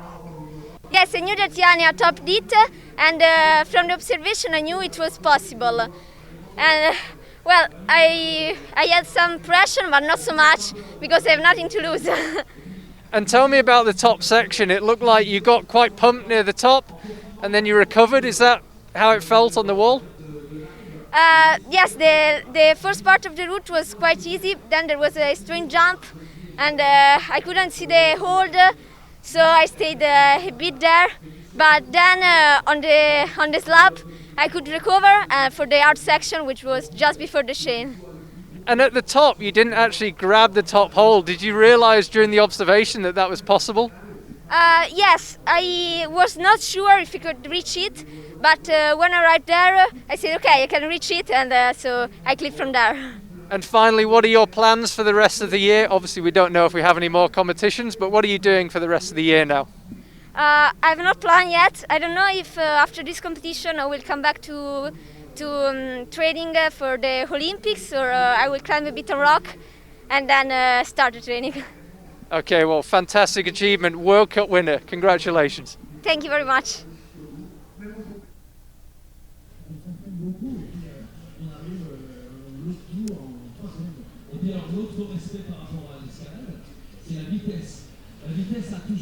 And just now we're waiting for the men to get ready for the World Cup final in Briançon tonight. The crowd is alive.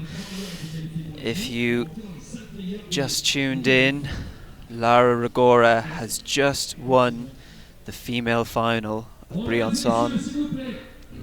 Such an amazing moment. You saw her roar, the crowd erupted. Fantastic. And now we have the male competitors waiting at the fancy door. Yeah, I just got back from interviewing Laura, and you're still on about that door. Whoever put it together will be feeling pretty pleased themselves. It's had plenty of attention on the live stream. It's caused all sorts of comedy. So out come the male climbers. Matthias Posch, first World Cup final for him. looked strong in the Austrian events earlier on this summer. Looking forward to seeing how he goes here. I'll talk more about Laura Rigor in that interview in just a second. Out comes Luka. First of two Slovenians. First final for him as well. And out next, a man who doesn't seem to feel the cold. Standing in a t-shirt. Most people have just put a second jacket on. Here comes now Monchois. Oh, apologies, it's Mejdi Slack who's behind him. I could just see a French uniform with no jacket on. So now Monchois does feel the cold, but the next man out, trust me, the next man out doesn't.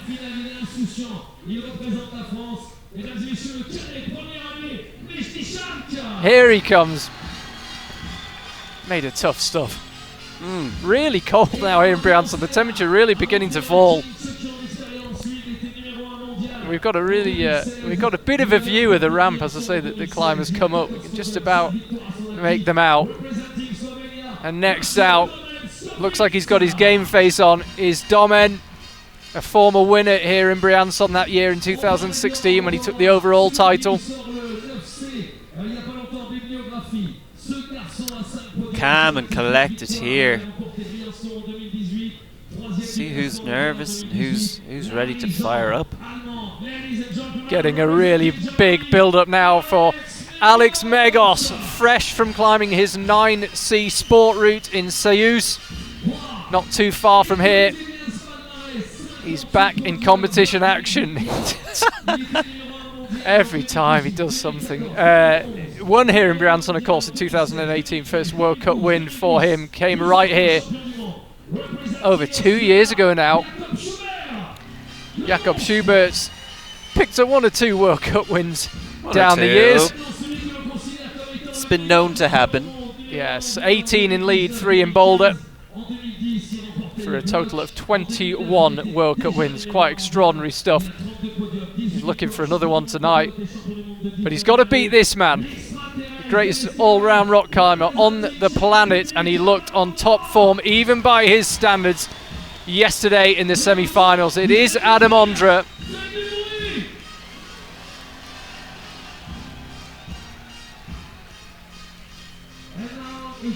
Incredibly strong men's final. Really interesting looking men's final as well. You've got the first 4 climbers, Matthias Luca now and Mejdi.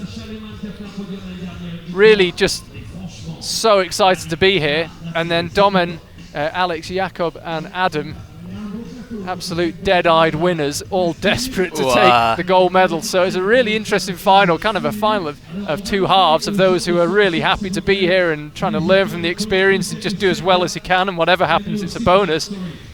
And then 4 people for whom only first is good enough. Interesting mix. But it's interesting. I mean, last year here for the men's final, we had 3 climbers make up the podium, none of whom had ever been on a World Cup podium. So you just don't know. I mean, you can't help but look at that list and think, well, surely Jakob, Domen, Alex, Adam, one of them's got to take the win, but you just don't know. Might not be their day, might not be their route. That is the sport of climbing. It really can end up going any way sometimes. You could be the strongest climber in the world, but if you read the beta wrong or if your foot pops, you're off. There's nothing else you can do about it. And the climbers that are consistently reaching the top on even the most technical climbs are really, really impressive, doing something magical, but I'm always prepared for something to go wrong for these heavy-hitting climbers. Interesting there, the 3 German speakers, albeit Austrian German's a bit different, but just a little. Just a little, yeah. The 3 German speakers all comparing notes. I'll tell you what, old Matthias Posch probably thinking, well, this'll do. First World Cup final, I get to stand next to Alex Magos and Jakob Schubert and listen in. It's good to check I'm getting things right. I think it's this way, but I'll just ask these 2. Good bit of expertise to have alongside you. Just saw Adam Ondra come up on the stage as well. Adam, by the way, he's such a thinker. He's wearing his chalk bag. We've seen this before. He wears his chalk bag during observation, and chalks up whilst imagining climbing the route. I did ask him about this, and it's something to do with kind of the muscles being fired from imagining climbing. It's kind of a visualization thing, and he chalks up whilst observing. There's not many things he hasn't thought of. That's mad. It is a very useful thing, though. Maybe not in this occasion, but I do know that on the hard routes that I've attempted, you pick a point that you're going to chalk up. You pick a point where you're like, this hold's good enough, I'm going to chalk up here. And so maybe he's thinking about that as well, but just a theory. Well, if you want to attempt some hard routes, there's a new 9C just down the road. You should, yeah, chuck a top rope on it. Oh. Get Alex to tell you where the good holds are. Yeah, that's the route they're attempting. 43 holds on the men's route. So a few less than the women. Black volumes and green holds. Actually, I think it's only one, if memory serves me right. There's one pink hold, one pink screw on, just near the top. Is it 1, 2? No, the one, it's like pinky purple. Not very good, but it's there. But I would actually say that about all of the holds on this route. Not very good, but they're there. Your first impression, by the way, when you went to observe this route, was that it looked hard. There was an extra word thrown in there to really emphasize just how hard it looked. Yeah, maybe 1 or 2 extra words. It really looks stiff, even at this level of competition. This route looks so unforgiving. There's no good holds that I can see on it. Now, maybe I'll have to eat my hat or one of those many things soon, but everything looks so difficult to hold. A lot of the holds are screw-ons and volumes, the type of thing where you have to grab just right and make sure you've got the friction on it to be able to pull through. And then, in theory, the beta is relatively basic. Let's see if that comes to people as they climb. The problem is, if the beta is basic, then the moves are going to be hard. Interestingly enough, we've been talking about how, yes, we don't have everybody here that we'd like to see in a World Cup, but all 3 members of the IFSC World Championship podium in 2019, Jakob Schubert, Alex Magos and Adam Ondra, are all climbing this evening. So don't for a second think that this is any lower level than any other World Cup. That sounds pretty okay to me. And there they are, the 3 of them. Do you think they have all the best intentions for each other? Well, this is something I've talked about before. It's a controversial topic, but yeah, it's so hard to... You want to win. It is. It's a really tricky one, observation. I'm trying to think that there are some climbers that don't seem like they want to talk too much to their rivals. I'm trying to think if I've ever seen anyone just literally ignore everybody. Yeah, I don't know if that's a case. It could be a case of you just don't like the people around you. But there is always that. Yeah. I think as well. It's if you're nervous, it's very hard to be chatty and to smile and share beta. You can barely even think about the moves yourself. It's very hard to communicate in a lot of these high tension situations. 2 French climbers sticking together and comparing notes, and the volunteers so far have done their job. No one binned it off the stage just yet. And now the climbers are being ushered off the wall. The IFSC officials doing their thing. As we were talking about this during the semi-finals, it is hard to believe that extra 3 seconds after 6 minutes makes a difference, but generally the climbers try and look at the route for as long as possible before heading off. But head off they will. And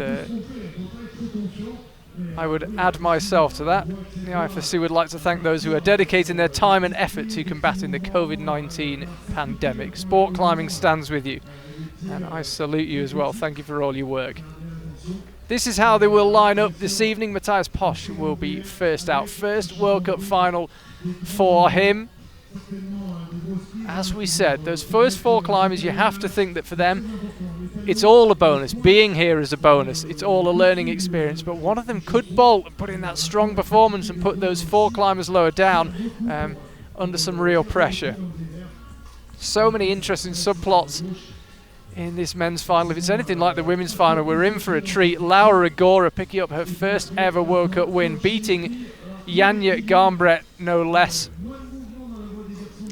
Very, very impressed by Fanny G Bear, who just pushed through like nobody's business. After she forgot which way was up, managed to correct herself and get on all the way. Yeah, strong. Great job. Strong performances all round. I think most people felt they were able to give their all on that women's route. Will it be the same on the men's? Yesterday in the semi-finals, there's a couple of places where your foot could slip off. The women's final, it looked like one of those routes where you really could give it everything. There weren't too many people who kind of got unlucky. Yeah. Everyone had to make a mistake or get tired in order to fall off, and that's what we want. Yeah. And there you can see the wall. The crowd is... well, I was about to say the crowd's still out there. I mean, I assume they're still out there. I hope so. Yeah, the wall kind of the only light around. We're in the sports complex on the edge of Briançon New Town. Briançon's kind of divided into the old town, the walled old town, and then lower down in the valley, there's kind of the new town. And we're on the edge of the new town. And that's the scene. So the women were on the right with their 48 handholds and just 43 for the men on the left, up through the black volumes and green holds, and that one pink hold.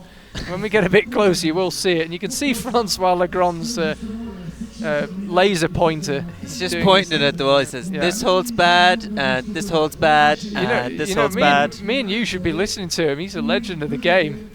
He's probably got some pretty good info. Do you think the athletes are listening to him? I'd be listening in. It'd be worth learning French if you didn't speak it anyway. Learn a quick bit of French quickly before you start up for your route. Yeah, a couple of minutes until we get started actually on the men's route. It will be Matthias Posch out first. The women's final actually took a little bit longer than scheduled on our TV schedule, partly because all the climbers got pretty high up and also because we had 9 instead of the regulation 8. So we are running slightly behind schedule. So I'd imagine we will have the first climber out pretty quickly. As I say, it will be Matthias and Luca out after him, now Monchois, and then Mejdi Schlach, Domen Skoffic, and then Alex Magos, Jakob Schubert and Adam Ondra. It is a heavy-hitting men's final. Not too many big surprises actually in the semi-final, other of course than the performance of those 4 young climbers who are at the top of this final order. One of the big surprises actually was one of the young climbers in the form of Alberto Lopez not bringing his 2019 form into 2020. Quite a big mistake from him, relatively low down, means he won't climb in the final. A few friends of mine text me saying they were a bit disappointed about that. He put on a fantastic show in a few World Cups last year, but you got to earn it every time. Yep. And he couldn't find a way in the semi-final. That's the difference a simple foot slip can make. So this is why you always try. I'd like to make some predictions, but always try to stay open on what could happen in a final. Let me assure you, after 5 years doing this job, that the predictions is a mug's game. That is how to embarrass yourself publicly. Oh, for sure. For sure. Just as I say, I've got a really good feeling about X. You know, the shoe falls off or something. So, honestly, don't go there. Well, at least I got my 360. That's all. Yeah, that you got matters. that right. Well, you reckoned you were promised it. That's all I wanted. As far as I'm aware, there's none on this route. But we have our athlete now, tying his knot on the ramp. Yeah, Matthias Posch getting ready to go. What were your thoughts on this route, other than the fact that it looked hard? And you, correct me if I'm wrong, you didn't think it was that easy to read in certain sections. Okay, right, I'll tell you, I didn't think it was that easy to read because I thought there's no way you can hold those holds. So, and then I got the route setter and he said, no, you do hold that. So, it could prove a bit tricky if the athletes are like me and think, nope, I don't want that in my hand. But I'm sure they're not. I'm sure they're a little bit better. Well, they're not exactly got a lot of alternatives. So we will see. Matthias Posch, first climber out. Just going through his quick observation, looks like he's learned the route pretty well. You can see him just mimicking each move. He's obviously found a pinch somewhere. Oh, Didn't take his 40 seconds once he got on with it. This is one of those routes where you really have to get in the right headspace. You can see right from the start, all of the holds are small, and you have to grab them precisely. Look at that, as he full crimps around it, knowing it's not good enough to hold with an open hand or a relaxed hand in any shape or form. You need to be in the perfect headspace the whole way through this route if you want to manage to keep going.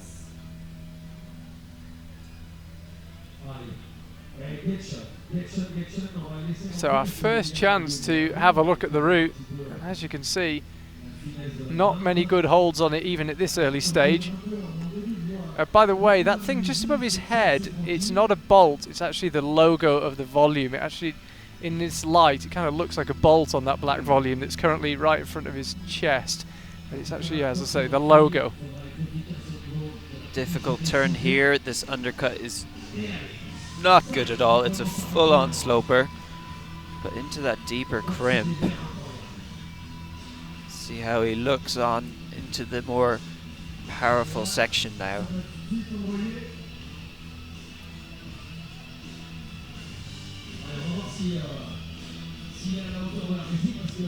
Always tricky being first out. You've really got no guide how anyone's done. Haven't really heard much from the MC or the crowd. Got no feedback at all on how the route is climbing. Amazing how much you can learn actually behind the wall. If the climber sets off and 10 seconds later the crowd's going crazy and everyone's shouting, you know it probably kicks in pretty quickly. Matthias Posch, our pioneer on this men's route. Oh, difficult move there, but manages it. Looking very sturdy so far.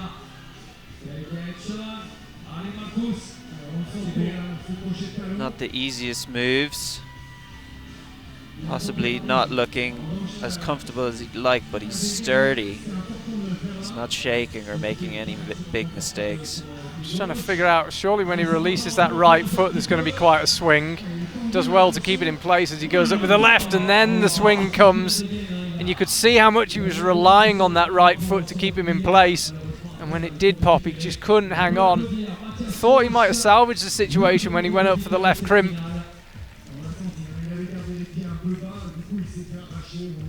Still looking up, still wondering if he could have done something different. He might get to find out now as 7 more climbers try and beat that mark.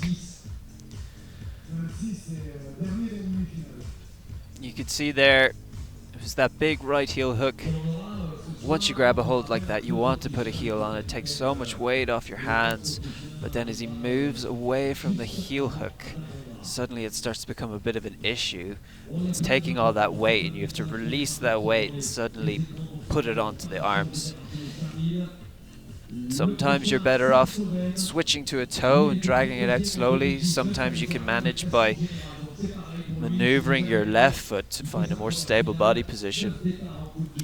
Whatever the correct method is right now, Matthias Posch did not find it. He did not. Can Luca, appearing in his first World Cup final as well, can he find it?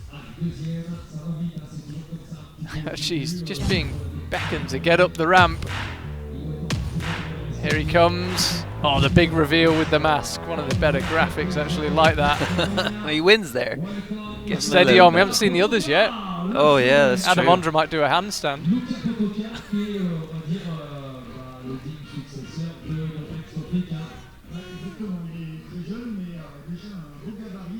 So how long will he take of his observation?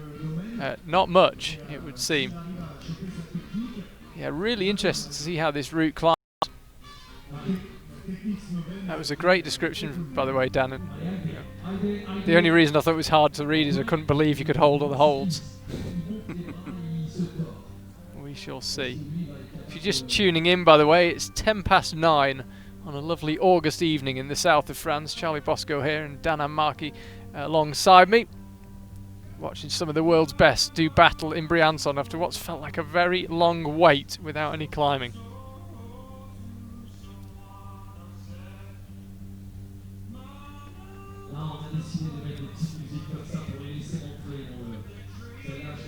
Luca's looking quite relaxed through here, casually pulling up on those arms with strength to spare. Just remembers the clip as well, went for the hold, came back, got the clip done.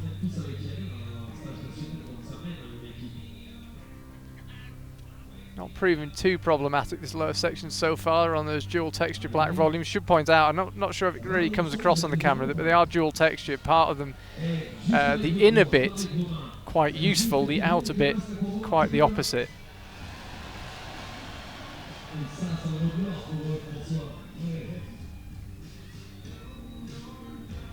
Minute and 15 elapsed as he heads on to the change of angle. I like it, he looks pretty chill. Might even be having a good time. Must be so tricky appearing in your first final. You want to enjoy it, but you also want to do yourself justice. So many emotions to try and manage. Into the shoulder, but then that would have been a bit tricky. Used it though as an intermediate to get through. 26 the high point to beat, remember 43 in total.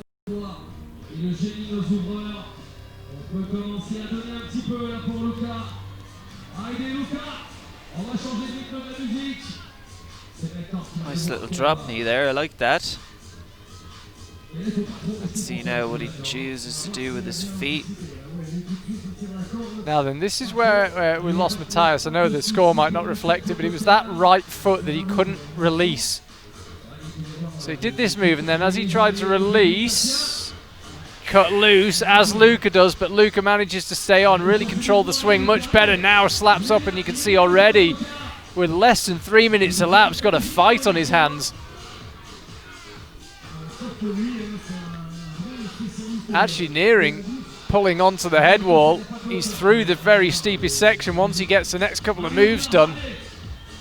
Slaps up with the right hand, definitely getting pumped here. Luca, the elbows are out and his head's flicking back, betraying the effort that's going in. Tries a little drop knee as he goes up with the left hand and he can't quite hold it. Really good fight though. Enjoyed that. Showed us how to do that move as well, where you release the right foot. Yeah, if you caught it, he did it very quickly. He flicked it into a toe before releasing it. And actually, you'd be quite surprised how much energy that saves on the release next. Dragging out from a toe rather than just pulling the heel really allows you to slow down how quickly the force is released. And if you understand physics, if the force is released slower, then there's less to deal with. That's not how it's explained. No, F equals ma. Force equals mass times acceleration. The acceleration of the mass, if it's slower, he has less force to deal with. In the very unlikely event that my physics teacher is watching this, he's probably thinking, if Charlie even attempts to explain physics, I'm going to complain to the Broadcasting Standards Agency, because he probably remembers my performance in physics. Now Monchois getting ready to go. Looks like he's looking forward to this. Hint of a smile on his face, and if you can't enjoy running out in front of 5,000 people in a home World Cup, what can you enjoy? And those lights, by the way, down the front are incredibly bright. When you're on the stage, you can barely see anything of the crowd.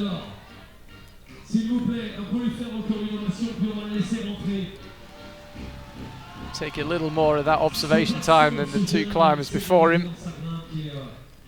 Quick clean of the shoes, and he'll be on his way. Yeah, it looks like he's up for this now, Monchois. He's psyched. Pretty important.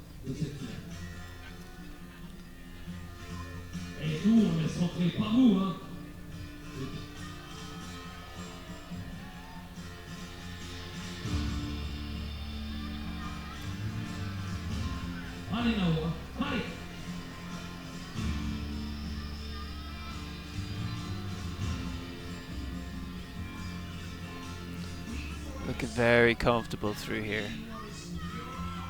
So the third climber in a row appearing in his first final. What's he got? What can he do with this opportunity? It's being handed to him. Well, being handed to him. He earned yesterday. It is so impressive to see how these athletes are so comfortable in their first time at such a big Oh, I know. I'd just be event. Be a bag of bones walking up there. I wouldn't be able to feel my legs. And we have seen some climbers who are visibly nervous. It does occur often.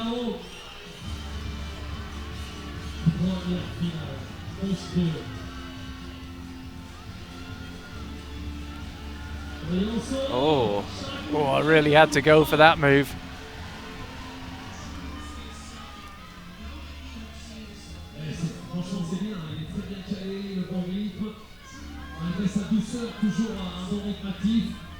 it does look like he sort of paced himself with the music almost. There was that sort of hurrah just before, and now it's slowed down and he's taking a rest. Not the easiest position to rest, but... Now I wonder if he's got some inkling that this next section is tricky from observation. Obviously he hasn't watched the two climbers come before and he wouldn't have seen Matthias Posch fall. But he, as you say, choosing to rest is not the most comfortable position. And he'll get the heel hook in place. The key would appear to be releasing that heel hook slowly. Turns it into a toe hook. Oh, and the left foot slipped as he went up with the left hand. I could see he was concentrating on his right toe there. He knew he needed to make that stick and come out slowly, and he was thinking too much about that. And the left foot comes out.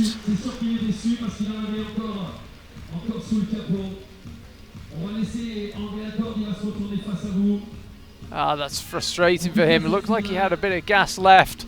Yep, not pumped yet. But interesting that he kind of fell differently from Matthias Posch.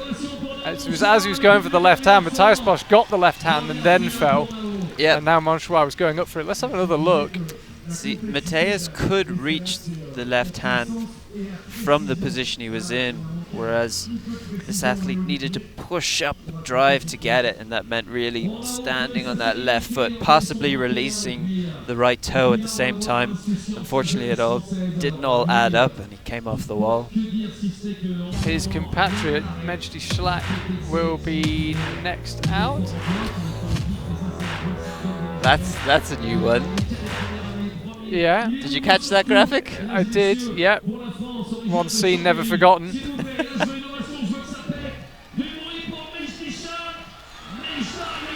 Majdi Schlack makes his way out onto the Briançon stage. His compatriot now Monchois just fell around that whole 24 mark.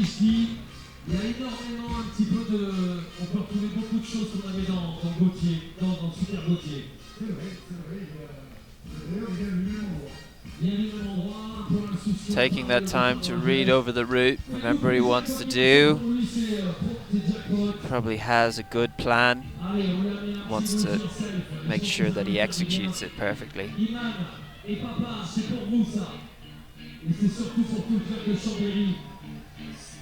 So 6 minutes begins for him. And he's underway.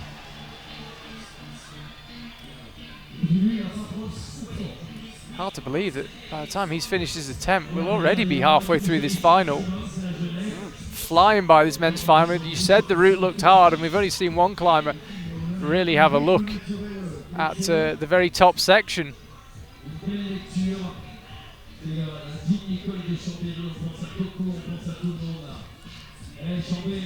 I am interested in seeing the top section. The top section of all routes, you can see a good push happening, but in this one in particular, it's a push, but it's so precise, it's still quite beta intensive. It'd be very amazing to see if the athletes can get their way up that.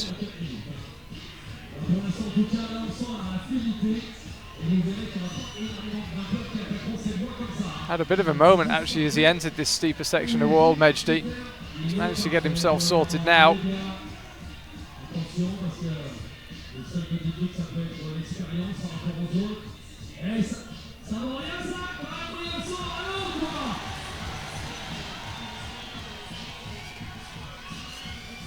Instead of pausing like now Monchois does, he is straight into it.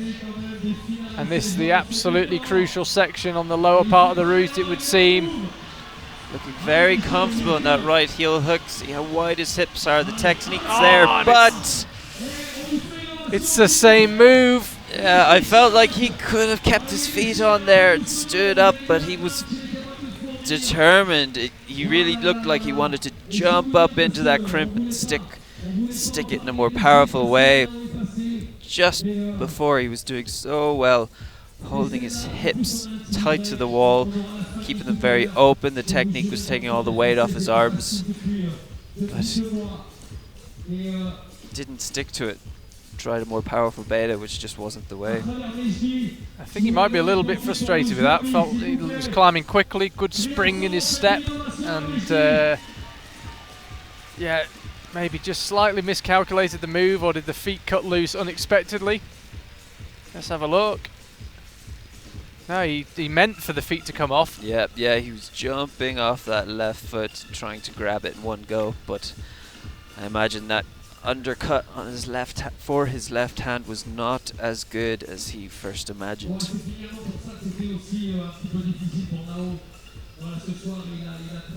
So 4 climbers gone, 4 still to come. It will be Domen next, and then Alex Magos, Jakob Schubert and Adam Ondra. This route packing a punch, exactly as you said. Pretty terrible holds. And there's a long way between them. Yeah, it is a low number of holes, which means the moves are pretty big. Interesting though, when Luca went through, that move where we've seen climbers falling didn't look too bad. If you can keep your feet engaged. Oh yeah. It is been a theme with these route setters in Briançon so far that they punish you if you can't use your feet, which personally I do love to see. It's one of the more special parts of climbing, rather than just going through with power, to use the technique to get through movements. If you can do that, you're often so much better off, because it's very hard to gain technique, whereas power can come in a predictable way. You can take the training plans, you can learn how to get powerful. Very hard to get good at technique. But the athletes who are going to be getting towards the top need to have a hell of a lot of both. They certainly do. And just look at who is still to come. No shortage of power. Domen, of course, just being made to wait. Got a little pause, and you can see complete darkness here in Briançon. In the opposite direction, there's one church silhouetted on the hillside high above us, but everything behind the wall is completely dark now, and it's cold. There's no getting around it. Temperature has absolutely plummeted. Conditions, I'd imagine, pretty good on the wall right now. That humidity that you mentioned earlier on, I don't think has really come through. No, I think fish hour's over now. We haven't quite got a breeze, but it's good. I imagine you'll feel quite sticky on those holds, or at least you'll need to. Domen getting ready to go. He's at the top of the ramp, about to make his way onto the stage. Just gets a final few minutes to himself before he has to make his way out in front of 5,000 people in Briançon. He's pretty happy with his performance in the semi-finals. Can he back it up with a big performance here in the final? Of course, a winner in Briançon 4 years ago. That same year when he took the overall season title. He's got his work cut out if he wants a win here, but Domen is a climber more than capable of winning this competition. Make no mistake about that.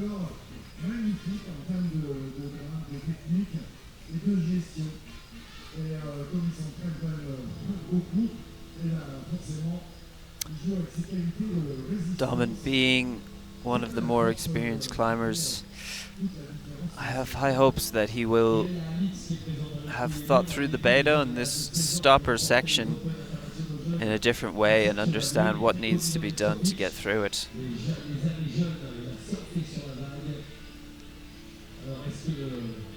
Le lion slovène va être capable d'aller chercher les 3 piquants qui vont suivre l'arrivée. See there 30, the current high point set by Domen's compatriot. Gunning for that 6th World Cup win, Domen.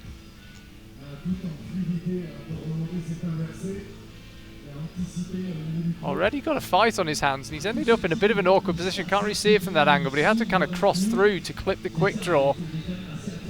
Yeah, not the best position to clip from, but doesn't actually look amazingly comfortable right now. I think he'd be pretty glad to leave that right-hand undercling behind. Some people, you'd be quite surprised, some athletes really get put off by underclings. Suddenly it's a very different style that can throw off even some of the strongest climbers.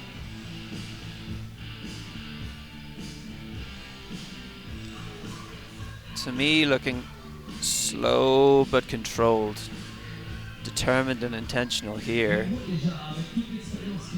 Very good climbing if he can maintain it through these more difficult sections.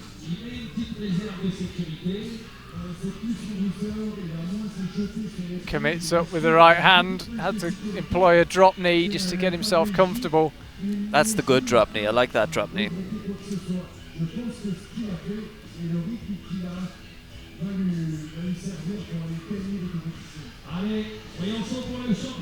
So you get the clip done. Pretty comfortable with heel hooks in general, Domen, so you'll feel pretty solid on that right foot, but it's got to stay there.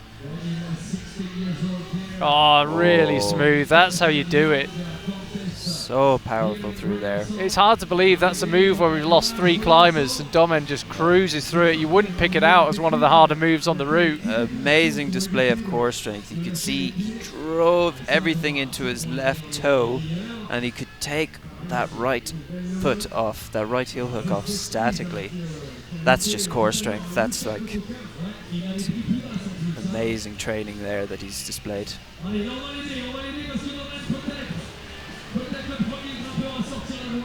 So Domen pushing the high point further and further, definitely getting a bit pumped. Elbows are out now after 3 minutes on a very hard men's final route here in Briançon, but he's still going and he's within 10 moves of the top. There it is.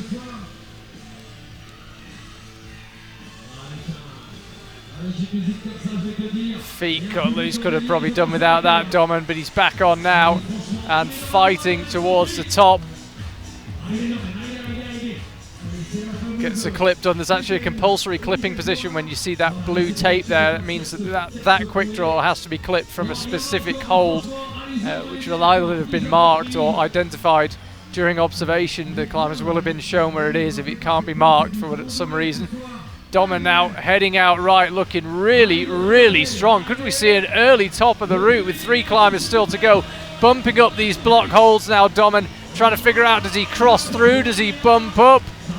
Needs to cross with the left hand, absolutely on the limit, Domen. Oh. And I think his first emotion is frustration.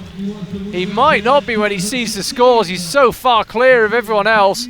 But suddenly this route, which has been spitting world-class climbers off relatively low down, looks like it can be topped. Be interested to know what Domen was so frustrated about. Did he feel he read it wrong? Did he go with the wrong hand? I do believe he read it wrong. I think he knew he had more in him. He knew he could have gotten to the top.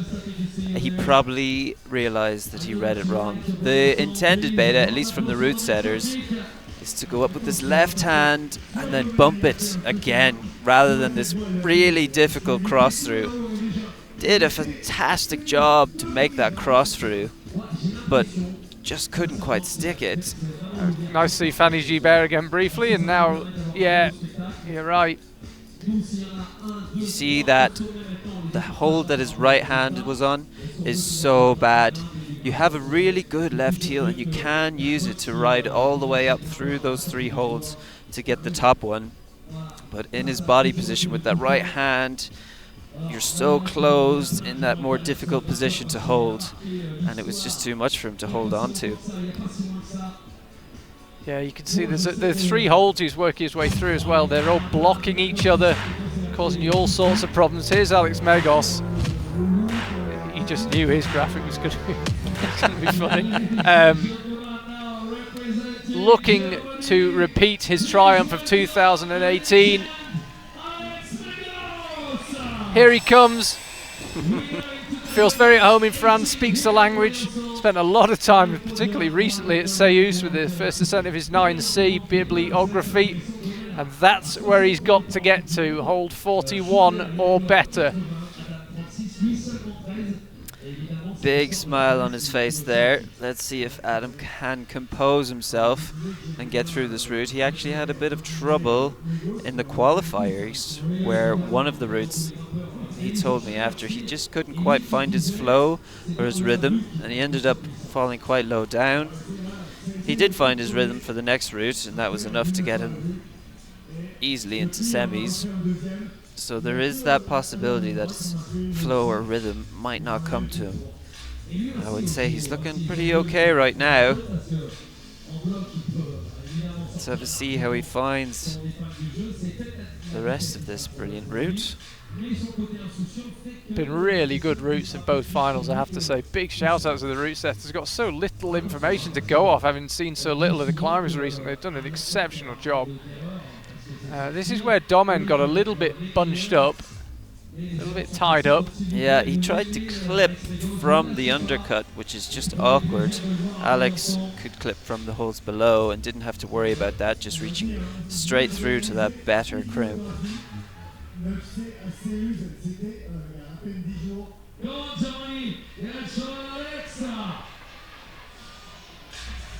Yeah, no issues so far for Alex. Nope. Going straight to that right hand hold, not needing the shoulder move in between. Happily clipping off of that tiny crimp. Oh, keeping his feet low, using his height through that move. It's interesting to see climbers of these different calibers. Sometimes they can just do moves whatever way they want to. They're so powerful. Now then, this is a crucial move here. Would be surprised if Alex did fall. The right foot came off, I think it was by choice. Oh yeah. Nice and controlled. That's not nice and controlled though. Alex in all sorts of trouble. And gets his leg caught round the rope for good measure. Alex Magos suddenly ran into trouble. No doubt he's in good physical shape right now, but he has been saying he's not sure how that'll translate to competition climbing. Looked all right in the semi-final, but not his night in the final. So that means Domen guaranteed his place on the podium. He's first now with only 2 climbers still to go. Alex has had a pretty good August regardless of what happens here. But it doesn't look too upset. But it'd be interesting to see what happened there. Yeah, it's such a pity. He climbed through that lower section so intentionally and so well. I feel like he just thought that hold was better than it was. He thought it was better than it was, or he just hopped up to it and it didn't quite go together. But you saw him jumping up to it rather than putting the feet up. And I suspect got a pretty nasty bit of rope burn there, Alex. I think I just saw him kind of limp off the stage. I wouldn't be at all surprised if he's got a little less skin on the back of his right leg than he had 5 minutes ago. No. Yeah, it's not a serious injury, but not much hurts more. No, man, it's horrible. Really horrible. So, Alex Magos, big surprise there, falling lower than we would have expected. And out now comes Jakob Schubert. Will it be a 22nd World Cup win for Jakob Schubert? Will it be a 6th for Domen? Or will it be a 15th for Adam Ondra?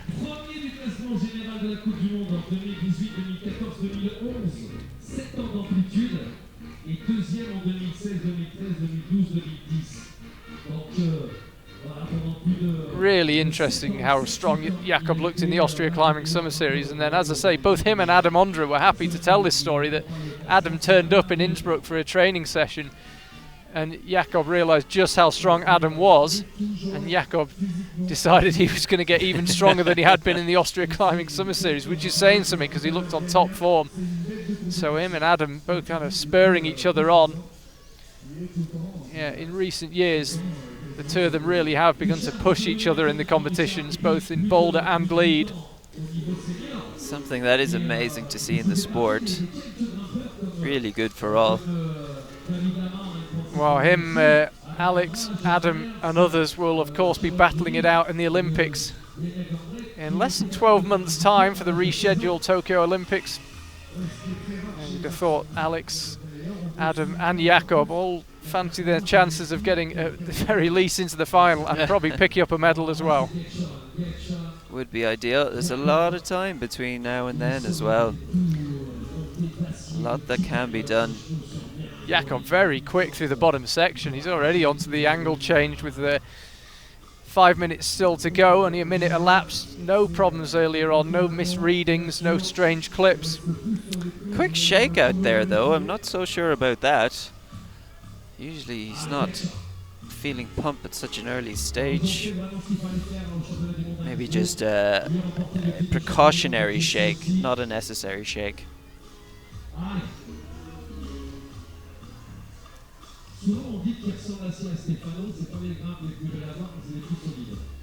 Oh, leaning back on that right hand pinch, that's quite impressive. Good to get a close-up as well because you realise just how bad it is. Yeah, it's not a good one. He did find a left toe hook to counterbalance himself, but that was impressive. Doing the drop knee though, good.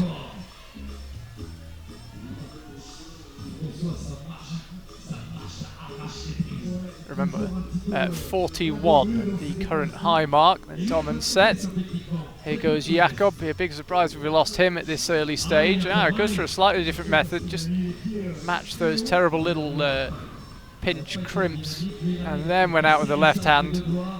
Yeah, and both feet were over to the right, so his body weight was completely across, but he was strong enough to find that compression, activate it before taking his feet off, and then quite casually swing around.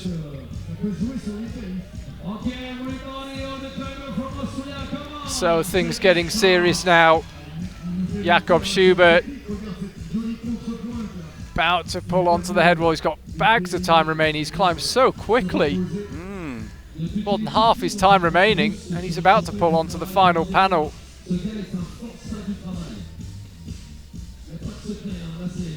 He does know. Says to the crowd, come on, where are you? There's 5,000 of you out there. He must be very aware that Adam Ondra is coming out next though, so he's got to push himself. He's got to climb, and he's got to climb fast. Yeah, remember, of course, Adam was ranked higher in the qualifying round, although him and Jakob tied for score in the semi-final round. Adam was ahead of Jakob in the qualifying round, and if they were to both top the route, it would come down to that. So if they get the same score, it would be Adam who won. Jakob got his leg behind the rope actually. Won't know that Alex Magos has just sacrificed a bit of skin for his passion.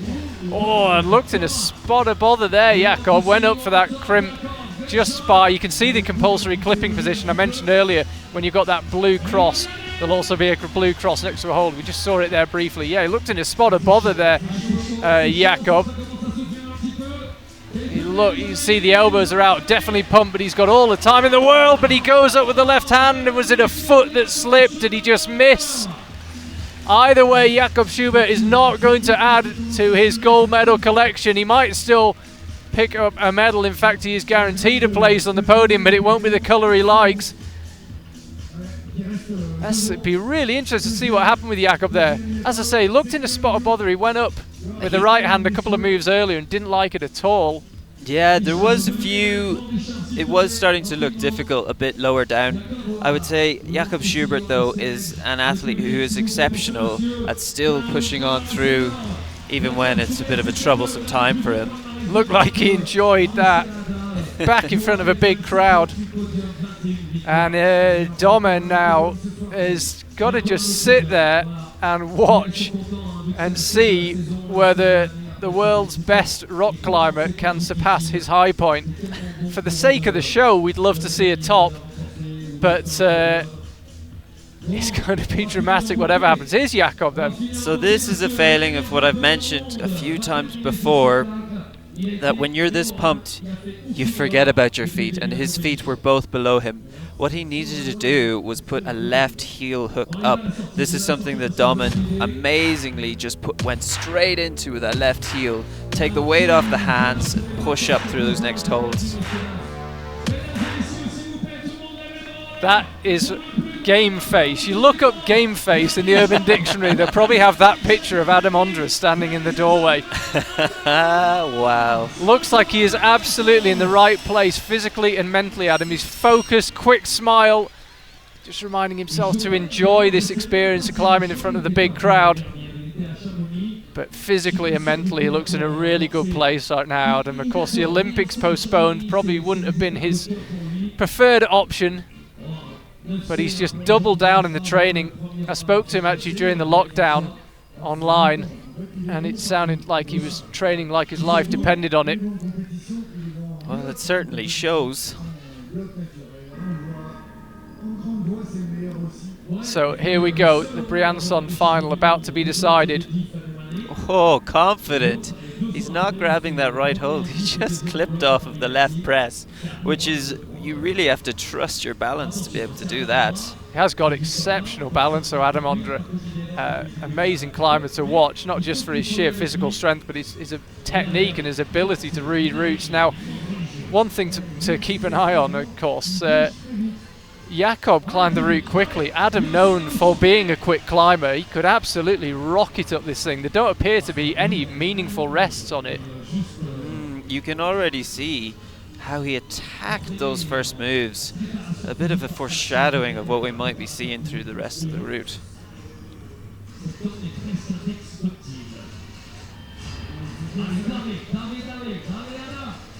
Can Domen Skoffic pick up a 6th lead World Cup win, or can Adam Ondra pick up a 15th? So much drama here. We don't know if there's going to be another World Cup this year. If there is, we don't know where it will be, what form it will come in. So for one night only, we just enjoy watching the world's best climbers on the wall, and Adam Ondra is bringing the house down with this finale. There's so much tension.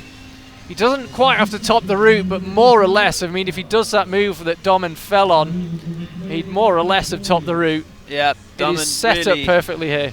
Domen could not have been any lower. Oh, that could have looked a bit better. So strong, though, that he can just save it without much thought. Yeah, Adam looks in the kind of physical shape where he can really get away with mistakes. Yeah. The problem is you don't want to get in the habit of making them. No, definitely don't want to end up with too many mistakes on this route. Really had to commit there. That looked a little bit touch and go, just that blocked hold. Adam with the big drop knee, he's so flexible, he's able to get in positions like that. Yeah. And he's got up to the final panel of the wall in less than 2 minutes. You can see on the clock, he's been here a while, he's still got 3:50 to go. He's off already. Such an amazing display of technique and flexibility. So Adam Ondra launching into this top section, having to really go for things. This is a move just coming up now where Jakob looked in a bit of trouble. Adam skips straight through that intermediate hold, clips from the compulsory clipping position, and now he'll head out right. And this is the perfect finale to the first IFSC World Cup of the season. Adam Ondra, the last climber out in the men's final, hunting down Domen's high point, hunting down a top. Can he read this section right? He's reading it to perfection, it would seem. Adam Ondra straight through. Surely the top beckons. He's been the best climber all weekend. One more move to go for Adam. Slaps with the right hand and somehow hangs on to it. There is a reason people call him the greatest climber of all time. Adam Ondra wins in Briançon. It's 15 lead World Cup wins for him. This run of wins is absolutely extraordinary. He only entered 3 lead World Cups last season. He won them all. He won the European Championships. He won the World Championships. He won the overall season title in the World Cups. And he's won again here in Briançon.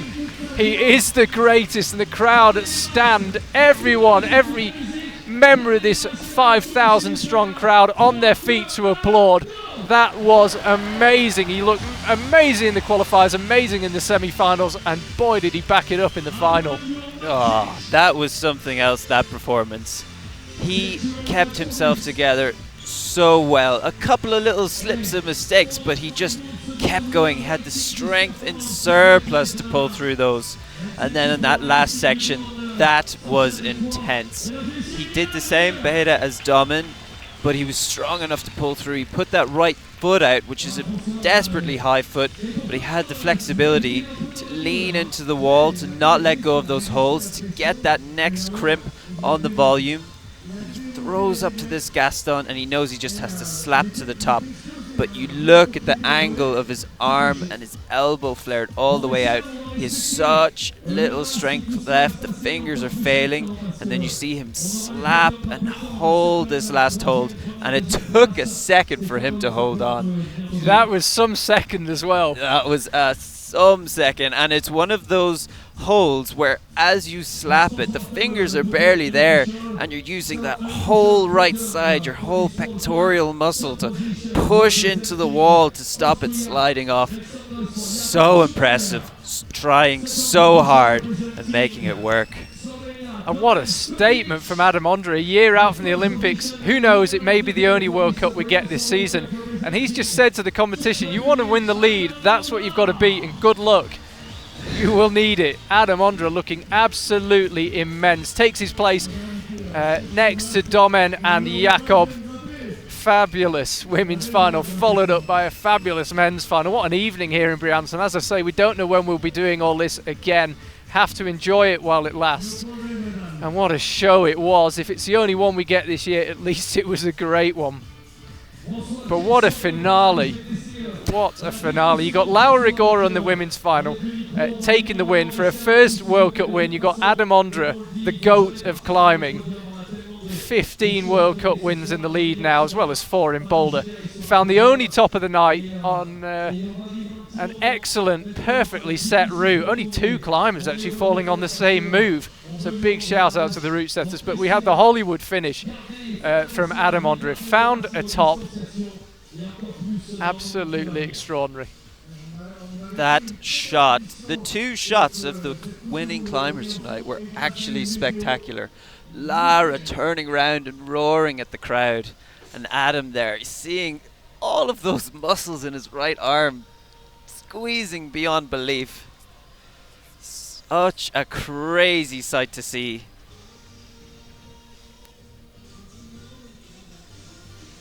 Now, much as we have had a wonderful evening of entertainment, a festival of climbing, it is sadly tinged with a real melancholy, because it is the first World Cup we've had since the passing of Luce Duardi. So before I interview Adam Ondra, before we have the podiums, there is going to be a tribute now to Luce Duardi. Going to be a presentation of a donation check to Climbers Against Cancer from Luce's parents, and there'll be speeches. The speeches have already been written and they have been given the translations. I believe the speeches will be in several different languages, but as I say, I've got the translations and be able to tell you what is being said. Really just a tragic situation. I remember when it happened, just disbelief really. It was not so long ago I'd been watching her make her first Boulder World Cup final in Vale last year. We watched her in the Youth World Championships, and just personally I remember it was raining hard, and I'm not much of a runner, but something about the news hit me and I just went out for a big long run. It was sort of a desire to feel alive all of a sudden when someone so young is snuffed out, and it was a pretty tough day for the whole of the climbing community, and this is our first chance to recognise it publicly.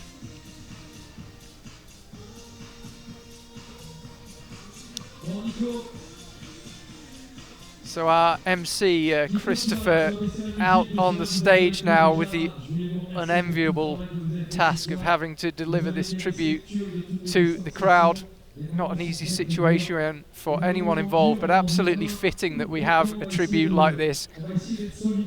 As I say, there will be a series of speeches, including from Marcos Scolaris, the president of the IFSC. We'll hear from Now Monchois, who climbed earlier in that men's final, and we'll also hear from Lucy's family, amongst others. Pierre Yu will also speak. And there's also going to be a speech from a Climbers Against Cancer representative as well. As I say, I do have the translations, not of Christopher's introduction, but of the speeches. I do my best to convey what is being said.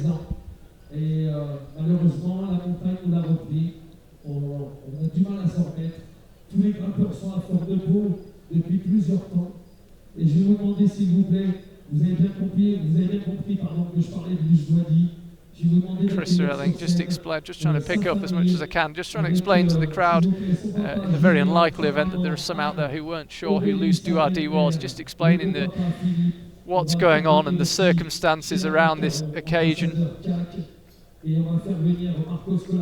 And the first thing that's going to happen in this tribute to Luce Duardi is that a cheque will be presented from the Duardi parents to Marcos Scolaris. Of course, Climbers Against Cancer is the official IFSC charity.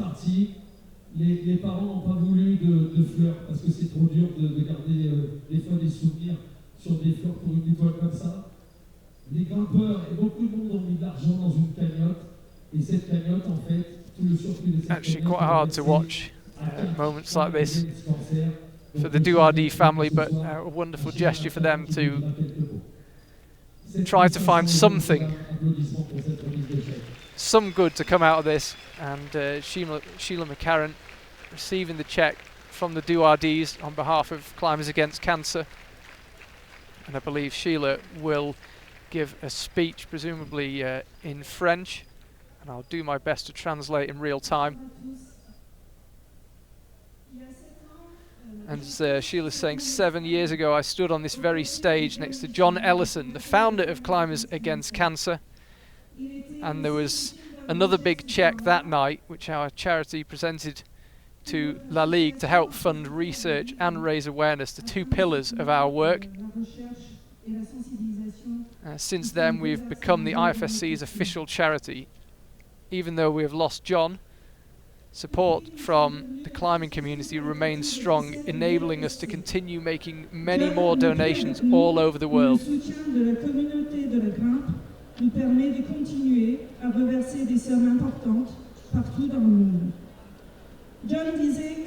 John used to say that climbers are a family and that in times of difficulty a family comes together to help.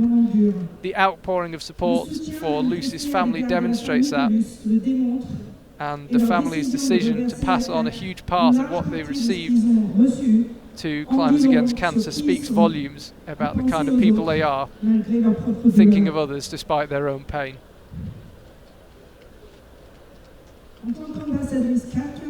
As an ambassador for Climbers Against Cancer, I'm more than honoured to accept with our grateful thanks.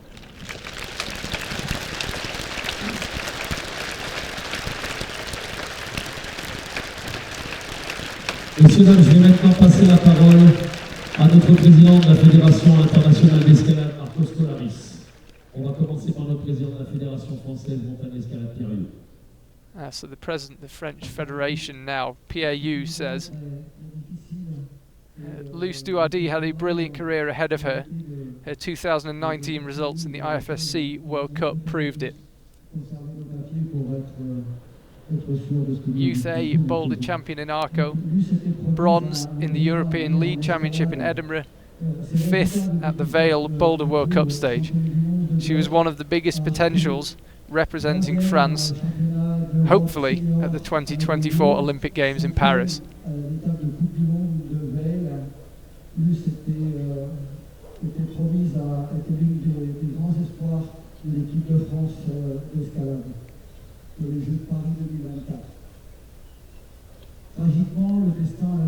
Tragically, destiny decided otherwise. The French climbing team will never forget her smile, her joie de vivre, the example she was in our sport, and her enthusiasm with her teammates. au pôle France Espoir de Gardon. Luce était une étoile. Luce was a role model, and her guidance is still positively influencing her friends and the whole French team to achieve their personal and sports-related goals.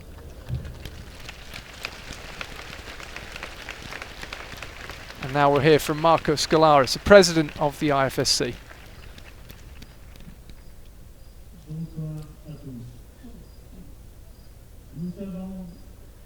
We know that no words can change the tragic destiny that ripped us of one of our daughters, Luce. However, tonight, at the end of this stage in the definition of a new normality, we can still feel again the strength of climbing on the competition wall, but also through the thoughts of a little but great champion, Luce, who has gone to the sky. In these hard times for our planet, may her words inspire us to make a better world.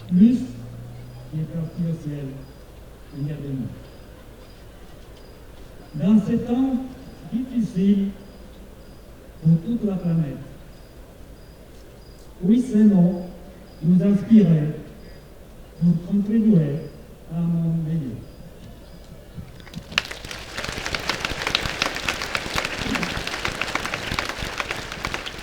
Alors, messieurs, dames, on va avoir de plus en plus besoin de vous. Ça va monter en émotion. Le prochain à prendre la parole, c'était son amoureux. Je vous demande un applaudissement pour Naumon Choix. And now we'll hear from Naumon Choix, fresh from climbing the men's final. He's now going to speak to the crowd. It's been over 2 months now since Luce left us, but she didn't take everything with her. She left a noble legacy in her wake. Someone I admire said a while ago, "We are as happy as we allow ourselves to be." So let's look at what has happened over the last couple of months. The solidarity and support that has come about, from the funeral to tonight at this World Cup final, by way of Sears, we have witnessed a community of climbers that has never been closer, enjoying the simple times, some might say ordinary times, because we're spending them together. Losing Luce is a wound that will heal over time. That time of healing will be different for each of us, and it will leave a scar.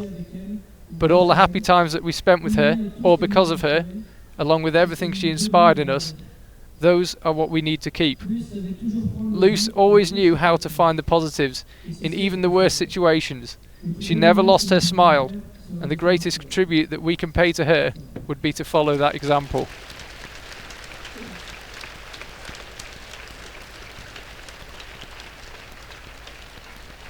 Alors dans la famille présente avec nous, j'ai représenté Robin, son frère, qui nous a fait un superbe concert hier soir ici en l'honneur de sa sœur.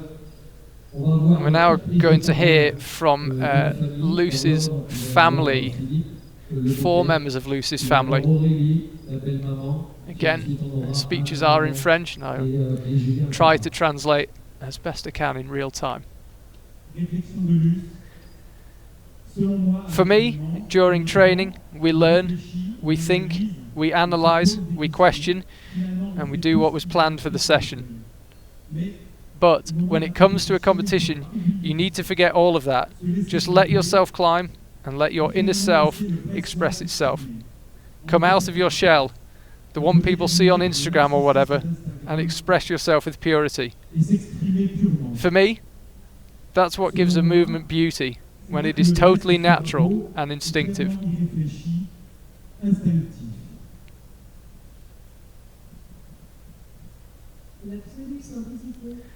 Absolute simplicity. That's what I love. When I climb, my mind is clear, free of any confusion. I'm focused. Suddenly the light is brighter, sounds are richer, and I'm overwhelmed by life's strength and depth.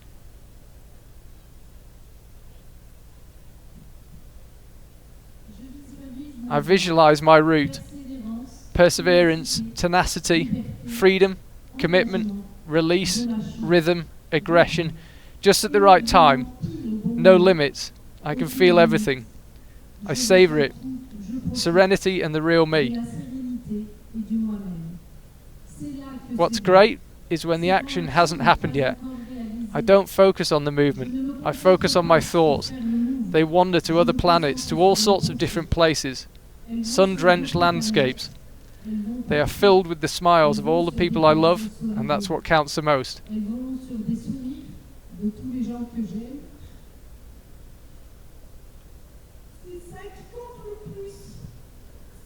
That is my strength, my driving force.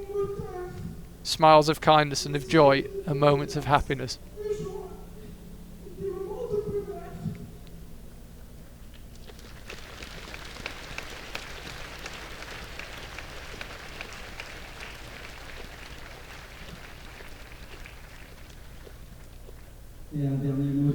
I picture myself clipping the anchor, and there's a great release. I feel a joy that I can't conceal. A joy that's so pure, so true, so strong inside of me that it has to spill out. I spread it everywhere, to each face, to each person that I meet. I pass on my love of life and my cheerfulness. Those are Luce Duardi's words from June 2020.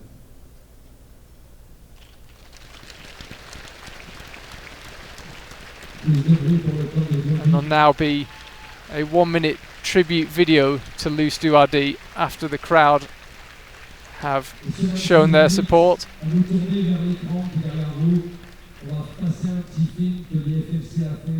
as all the audience members turn to the right to look at the big screen, so too we will watch a tribute to a great climber. Luce Duardi in a strong field. She is perhaps the most promising of the French youngsters, certainly up there. France packed with good climbers, and Luce Duardi one of the very best. Here's Luce Duardi. Here she goes. Nice. No problem on the jump. Luce Duardi, first World Cup, first semi-final, first final, first top. She has absolutely smashed her way through these boulders. Everything she's topped, she's flashed. And no wonder she's emotional. She's won the competition on the last boulder. She had to flash it to take it out of anyone's hands, and she has done it.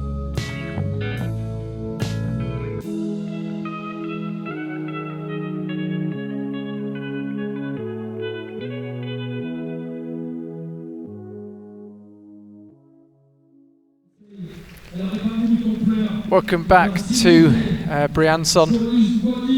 Unimaginably tough for Luce's family.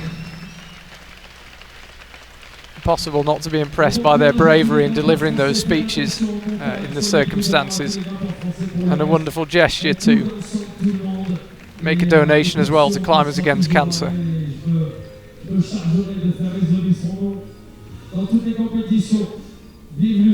Wonderful to see 5,000 people, including the entire French team and all their support network and everyone from the IFSC on their feet, applauding in the most difficult of circumstances. But I think a fitting tribute from them and from the IFSC.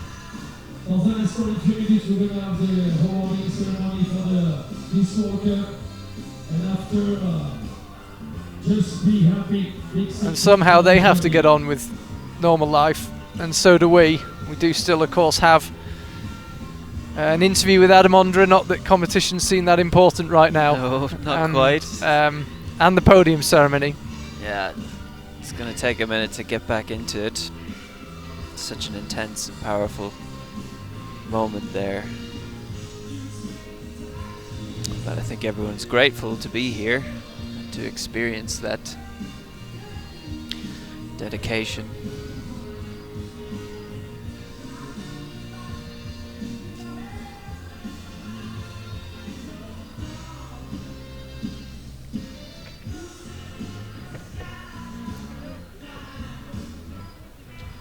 So you can see, as we do our best to enjoy this evening, despite what we've just witnessed, the podium being erected. It's almost trite to say it, but there's no doubt that if Luce Duardi had a say in it, she would want this evening to be fun. She would want the winners celebrated, and they will be. We're just waiting actually for Adam Ondra to make his way over to our interview area, and I will have a chat with him.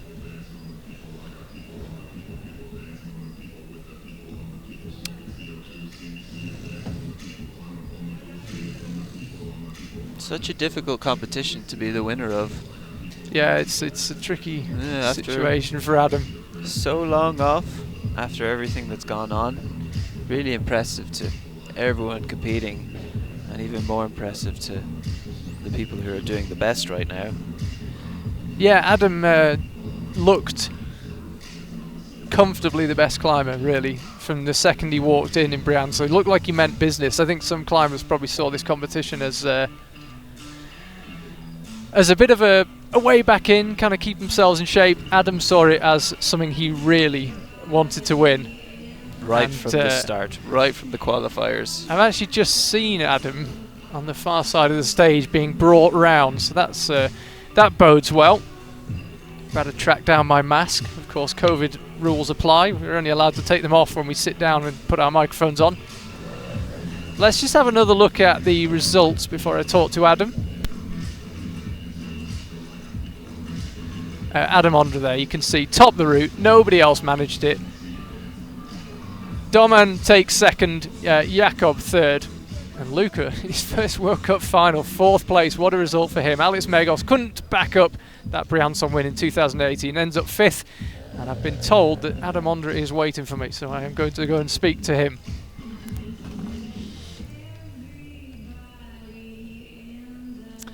And in the female, Lara Rigora taking her place at the top.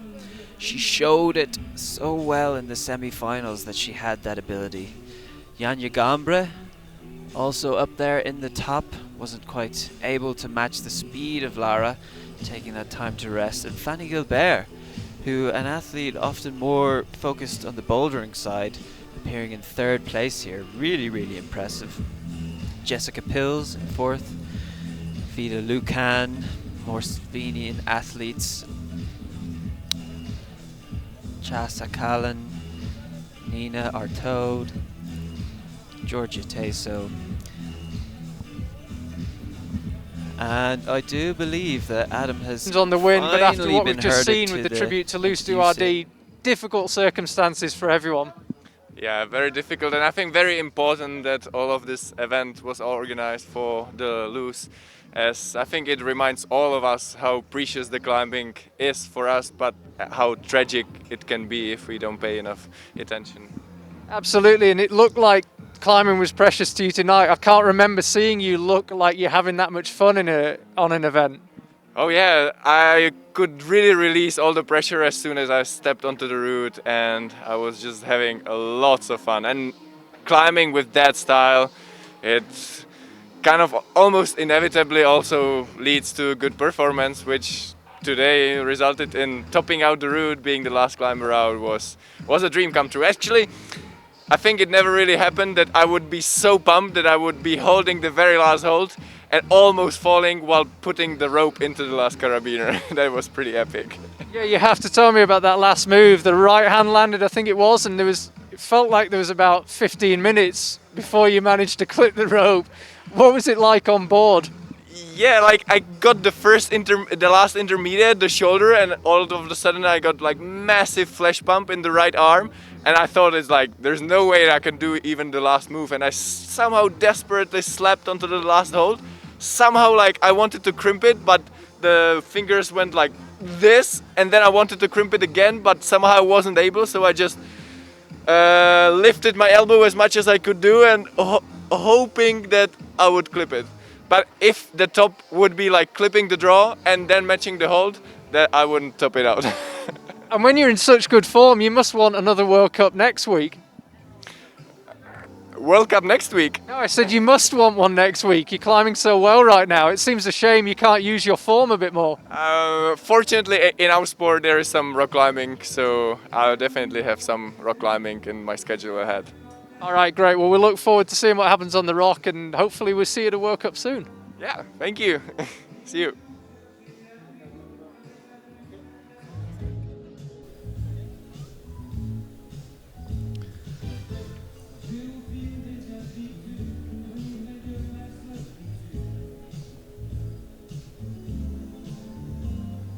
Spectacular effort from Adam Ondra there. We spoke to him before. We already knew how psyched he was for this competition, how motivated he was to train hard for it, and he earned his victory. Very well deserved for that athlete.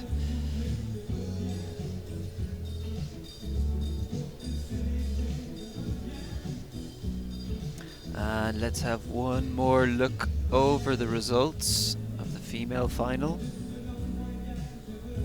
I feel a bit guilty now. I said to Adam Ondra, I bet you wish there was a World Cup next week, and he didn't quite hear me and thought I said there was a World Cup next week. He looked so excited.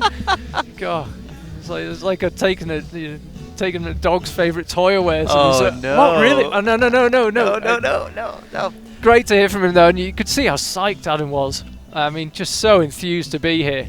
And yeah, the best climber by a mile all weekend. You see it there. Top for him. No one else managed it.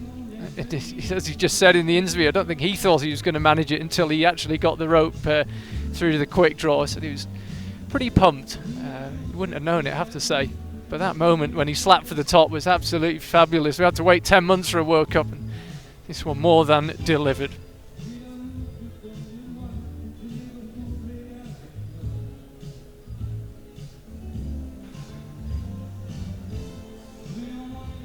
So we're just awaiting the podium ceremonies.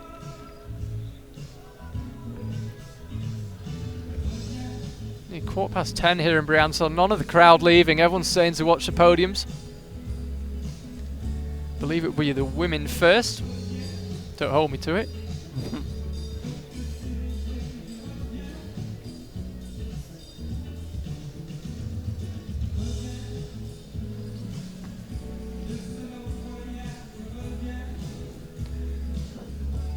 Always a bit of a delay before the podiums.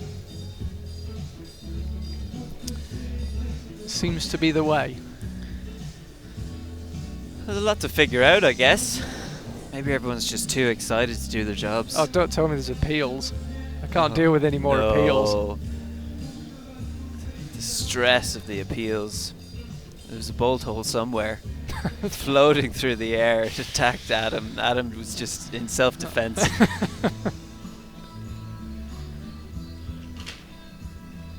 Yeah, so of course it will be the women first. What stories we've had on both sides here in Briançon. Laura Agora, first World Cup win. Adam Ondra just showing us why he deserves his legendary status.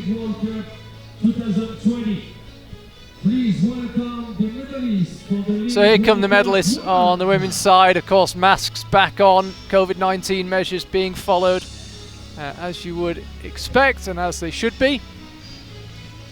Slightly different podium ceremonies actually, no kisses on the cheeks during the presentation, everything done at as much of a distance as possible. Of course not the circumstances Laura Agora would have wanted to claim a World Cup win, her first World Cup win, but you got to take them, and she definitely looked the best climber over the course of 4 routes, 2 in the qualifiers and 1 in the semi-finals. And there is Fanny G Bear, looks absolutely delighted with the bronze medal, and I think just pointed to the sky to Luce Duardi. Emotions running pretty high here for all concerned, I have to say.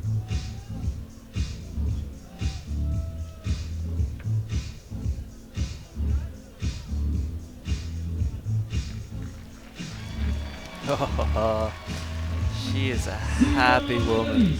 It's a huge result for Fanny, but as I say, it's tinged with sadness. Janja Garnbret, meanwhile, adding to her enormous silverware collection.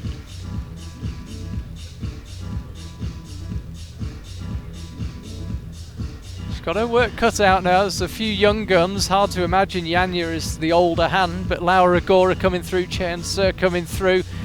And still the familiar threats of the Jessie Peltzes of this world out there. Janja's not going to have things all her own way in the years to come, but she's going to pick up a few more gold medals, that's for sure. But for tonight, the gold medal will go for the first time in her career to Laura Rigora. The biggest smile in Briançon.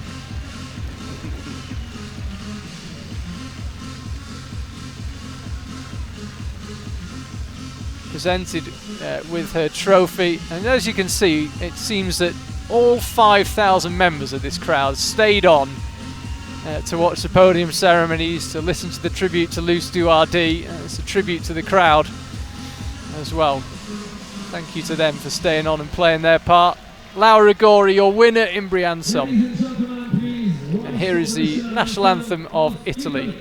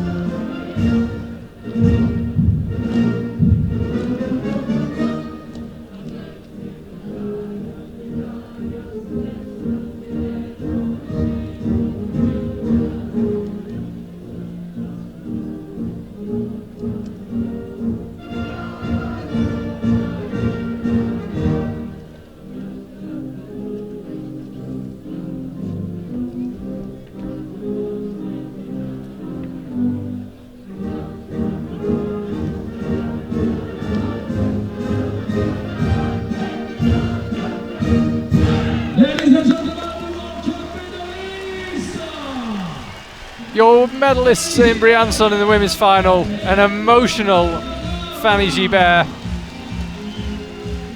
Janja Garmret and Laura Rigora on the top step. And ever so briefly, social distancing goes out the window, it would seem, just briefly, to celebrate an amazing moment, one that Laura Rigora will never forget, that's for sure.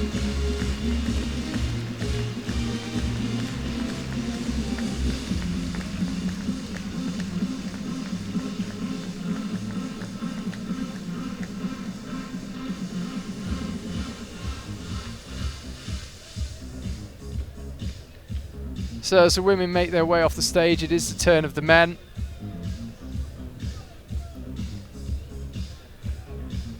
Multiple World Cup wins for all the climbers on these podiums. No one picking up their first win, although I have to say it, Adam Ondra looked as happy as Laura Rigora. Absolutely jumping for joy. And that's now, if my maths is correct, which it probably isn't, 6 in a row for Adam. 4 World Cup wins in a row of events he's entered, and a World Championship and a European Championship in lead. So the last 6 lead events he's entered, he has won. Which by any measure is pretty good going.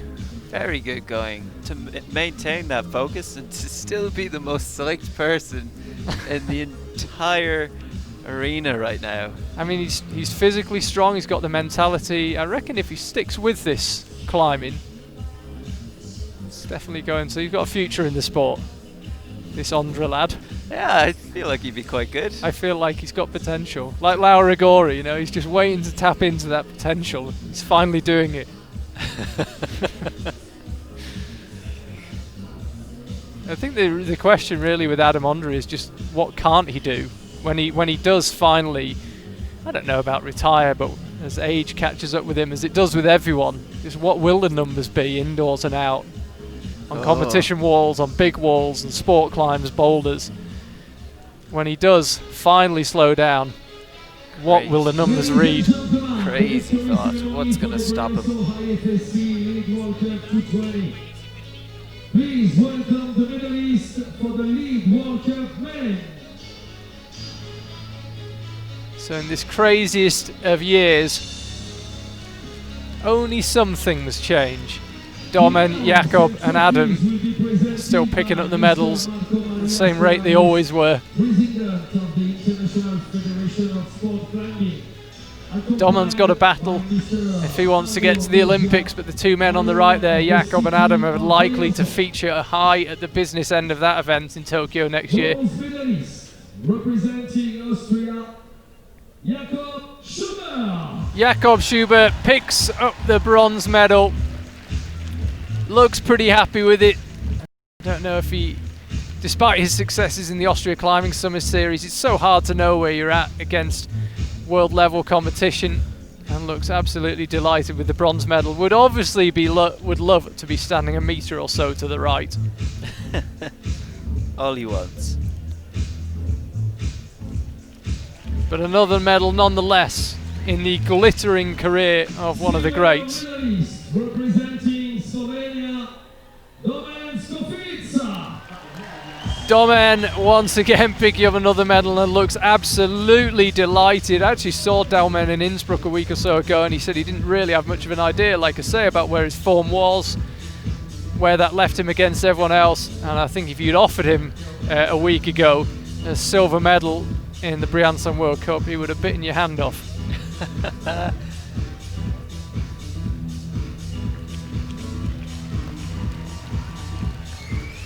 No question who the strongest climber's been here in Briançon, though. From the second he pulled onto the first qualifying route, he's looked like the favourite to win. He's delivered in the qualifying, the semis and the finals. Adam Ondra, your winner in Briançon. It's 15 lead World Cups.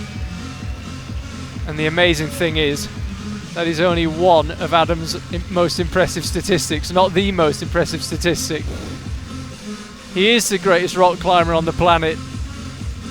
We have to be honest and say, is there anyone close across all the disciplines of competition? Boulder, lead, big wall, you name it. He's the top, the podium in Briançon, he's the top climbing's podium worldwide. And here, to celebrate his win, we'll hear the Czech national anthem.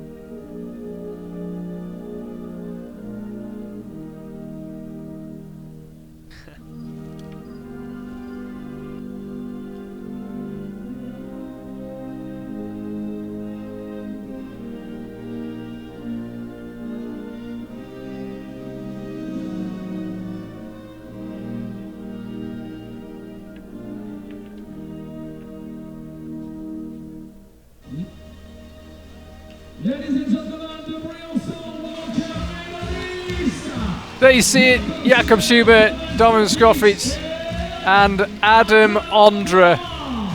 That is it from us here in Briançon. For one weekend only, we got a bit of normality back. We finally saw the world's best doing battle on a lead wall, and it was absolutely wonderful. We don't know when we'll be able to do it again. We hope it's not too long, but in the meantime, thank you so much for tuning in. It's been a pleasure to watch. What a final here in the south of France. Let's try and do it again soon.